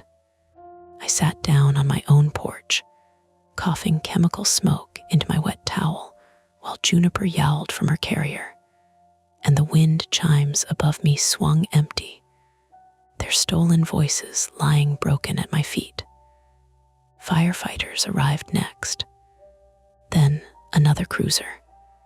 Then an ambulance. The smoke canister was found wedged near the basement door. Not a fire, not yet, though it had scorched the old runner in the hallway and could have gone worse if it had tipped. The coal chute had been opened from outside. My breaker had been shut off manually. Mrs. Alvarez's landline had been cut at the exterior box. Owen's phone was recovered from the upstairs room of the yellow house beside a folding chair, a battery pack, a compact speaker, a directional microphone, and a notebook with my routines written in block letters. Coffee on porch, 6:10. Video calls, kitchen table. Takes phone outside for reception. Lives alone. That last one did something to me the smoke had not. Theo arrived after the ambulance had already bandaged my hand and loaded Mrs. Alvarez for evaluation because of her hip. He parked badly, left his driver's door open, and ran across the street with his face twisted into an expression I had not seen since the hospital hallway after Dad's stroke. He hugged me too hard. I let him. Over his shoulder, I watched an officer take the wind chimes down. Without the hidden devices, without the fishing line, without Cal Rusk's cruel little theater threaded through them, they looked harmless again. Pretty, even, 5 silver tubes, driftwood, blue glass. The officer lowered them into an evidence bag. The bag swung once in her hand. The chimes tapped together softly. Just metal this time. Still, every person on the porch turned to look. By the time the hospital finished with us, the day had turned the color of dishwater. Not evening exactly. Not yet. Just that flattened coastal gray that makes every window look tired. Mount Desert Island Hospital smelled like disinfectant, wet jackets, and cafeteria coffee that had been sitting too long on a burner. I sat on an exam table with my left hand wrapped in gauze from thumb to wrist, watching a nurse tape the last edge down with brisk, practiced fingers. The cat bite had gone deep enough that everyone suddenly treated Juniper like a loaded weapon. They flushed the punctures until I had to stare at the ceiling and count the water stains to keep from swearing at a stranger. The nurse, Amanda Keene, 31, female, had kind eyes and no patience for heroic stupidity. She told me twice that cat bites were serious, then watched me swallow the first antibiotic pill to make sure I didn't tuck it in my pocket and forget. "You'll need to keep this dry," she said. "I write for a living." Then dictate. I hate dictating. Then suffer artistically with one hand. That made Theo laugh from the chair beside me, but it came out wrong. Too sharp. He had been like that since he arrived, joking in short bursts, then going quiet and staring at doors. Theo Bennett, 36, male, my brother, had driven from Portland too fast and arrived too late for the part where arriving mattered. Was still wearing the navy button-down he used for office days. Sleeves rolled badly. Hair wind, must from the open car window he claimed helped him think. He had hugged me hard enough to hurt, then apologized, then hovered with the grim efficiency of a man trying to repair time itself. Across the hall, Mrs. Alvarez was arguing with a doctor. Alina Alvarez, 67, female, my neighbor, had a bruised hip, a strained shoulder, and a refusal to admit either injury should slow her down. I could hear her through the partially closed door. "I did not fall," she said. The doctor murmured something. I was shoved by events. Theo looked at me. "She's terrifying." She threw garden clippers at a car. I heard, "I'm considering asking her to manage my retirement account." I smiled, then stopped because smiling felt too close to relief, and relief felt unearned. Owen was 2 rooms down with a cracked rib, a broken nose, and a police officer outside his door. He was not under arrest yet, technically. That was how Officer Price phrased it when she came by to take my statement for the second time. Officer Janine Price, 39, female, was compact, direct, and careful with her words in a way that made me trust her more, not less. She had smoke in her hair and a pen tucked behind one ear. When she entered my exam room, Theo stood automatically. "You can stay if she wants you to," Officer Price said. I nodded. So Theo sat back down. I told the story again. The first voice at 6, the the second during the video call. Gail hearing it, Mrs. Alvarez hearing basement, the power outage, the coal chute, the raccoon, the Subaru, Owen coming out of the yellow house, the smoke, the text from the unknown number. When I got to the notebook, my voice went thin. Coffee on porch, 6:10. Video calls, kitchen table.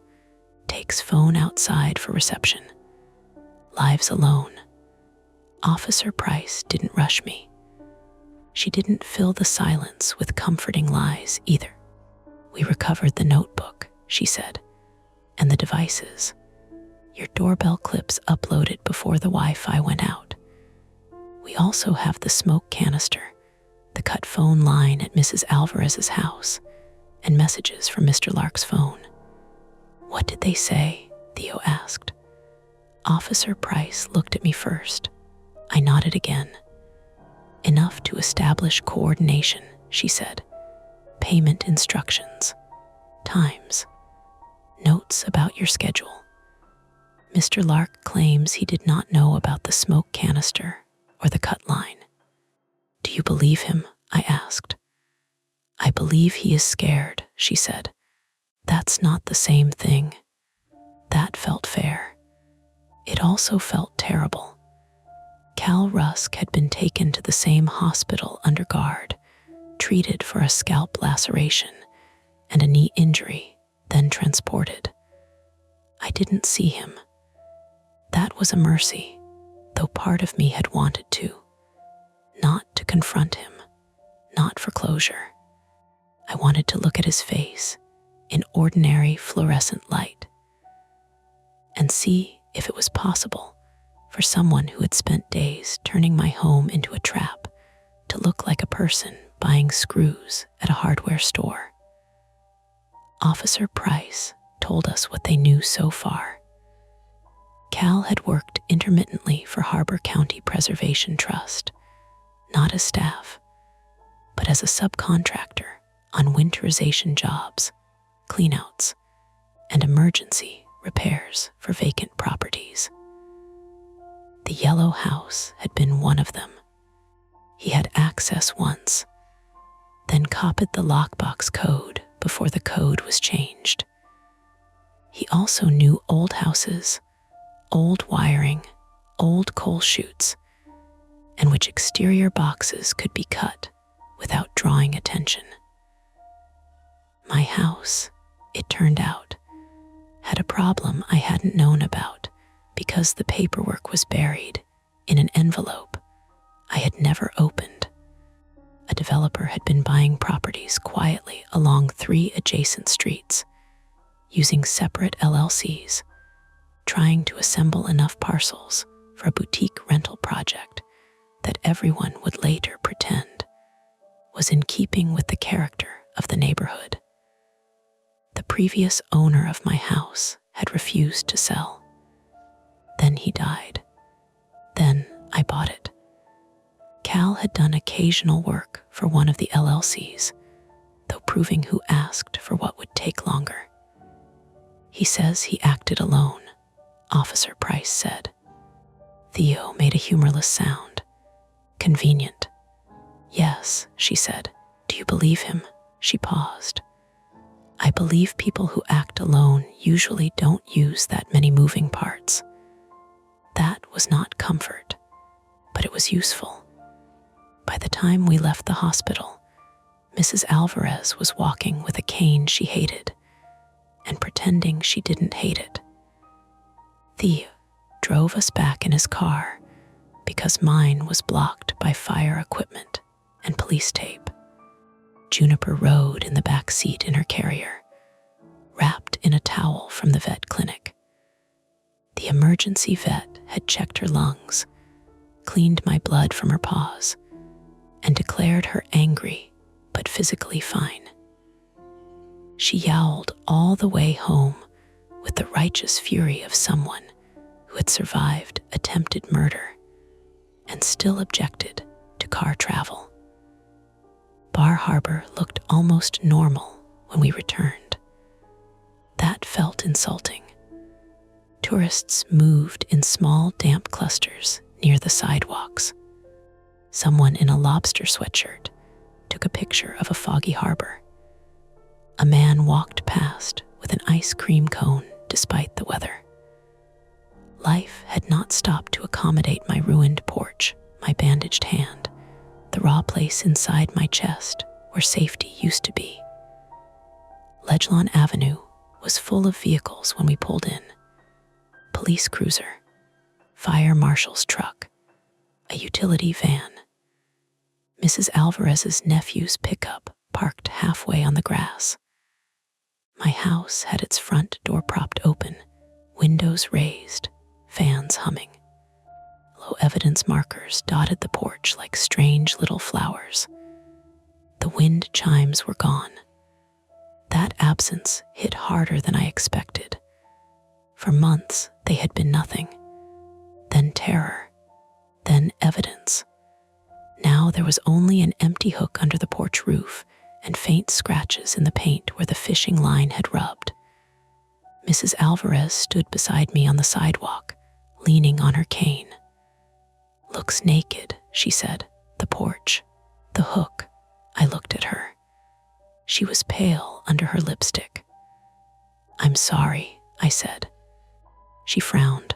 "For what? You got pulled into this because of me." "No," she said. "I got pulled into this because a man decided frightening women was easier than honest work." I wanted to cry then, suddenly and inconveniently. Instead, I nodded. Theo walked through my house with Officer Price and the fire marshal before letting me step inside. He didn't say letting because he valued his life, but that was what it was. He checked doors, windows, basement latch, mudroom frame, back steps. He moved from room to room with his jaw set so hard I could see the muscle jumping near his ear. The smoke smell had settled into everything.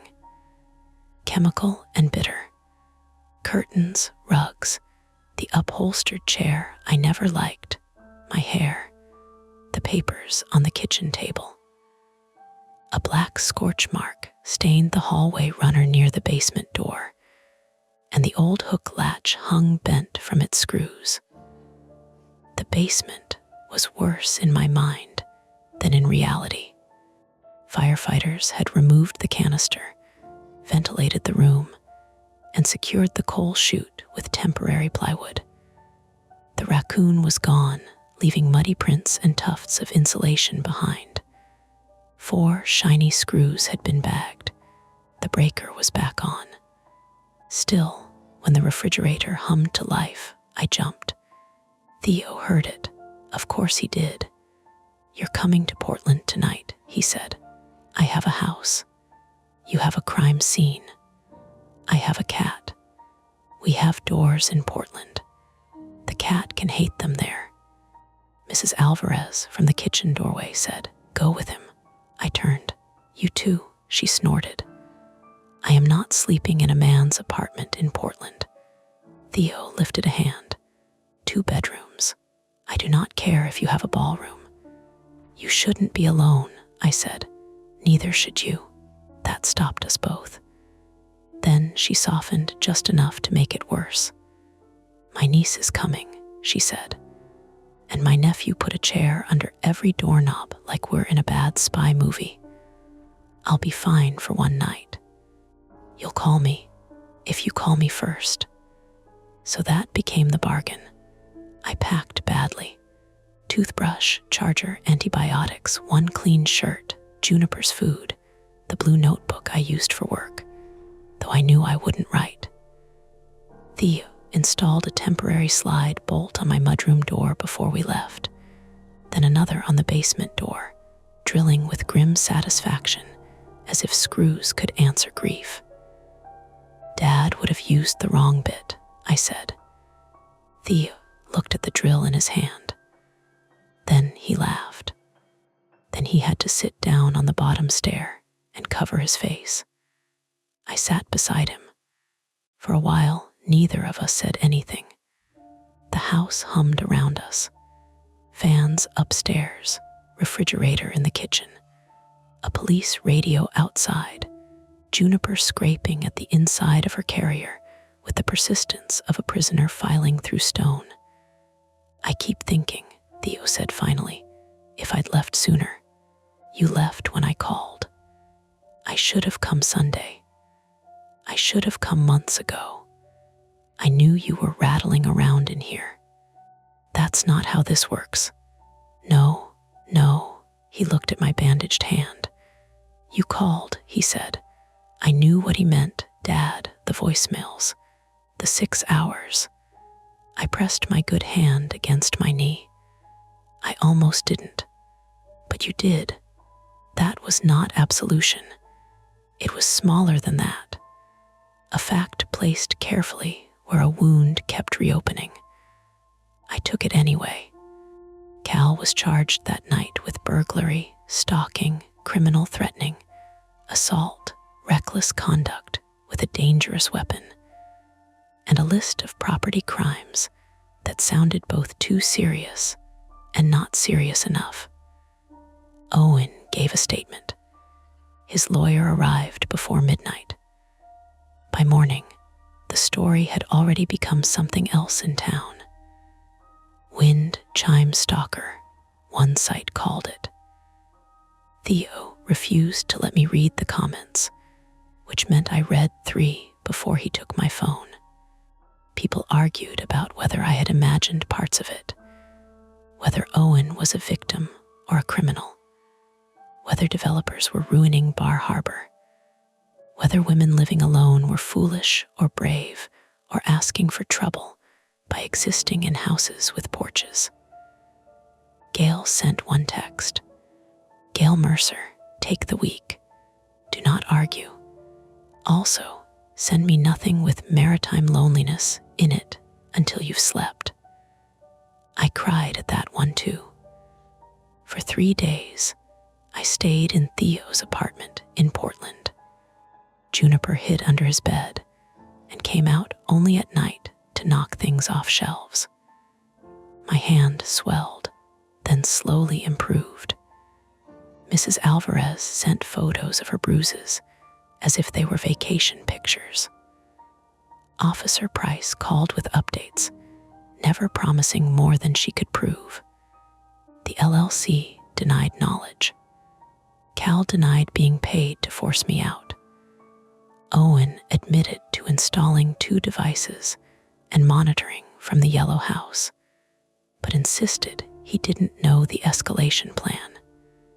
The notebook was real. The messages were real. The smoke canister was real. That was enough, Officer Price said, for now.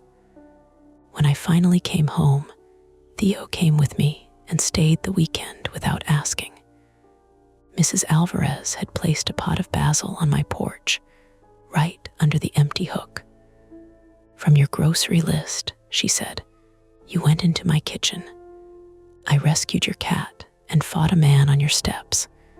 We are past kitchen boundaries." The house was livable again, but not restored. The smoke smell lingered in the hallway when the air was damp. The porch trim had been cut open where the devices were removed, leaving raw wood exposed. The coal chute wore a bolted steel plate now. The mudroom door had new hardware. So did the basement door. So did every window Theo could reach with a drill. I did not replace the wind chimes. People suggested I should. Something cheerful, they said. Something to reclaim the porch. I understood the impulse. I also understood that some spaces don't need reclaiming all at once. Sometimes you just sit near them until your body learns they are not attacking you. So I sat on the porch in the mornings with coffee, not at 6:10 exactly. Never at 6:10. I let Juniper sit inside the window and glare at birds. I waved to Mrs. Alvarez. I answered Theo's calls even when I didn't feel like talking. Weeks passed. The yellow house sold eventually, not to the developer, but to a retired couple from Vermont who asked too many questions about insulation and not enough about why the upstairs floor had small screw holes near the front window. They painted the shutters black. They planted lavender by the steps. They never knew where the folding chair had sat.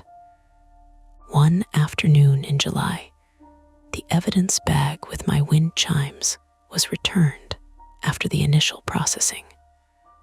I didn't ask for it. It arrived because bureaucracy has its own strange manners. Theo wanted to throw it out immediately.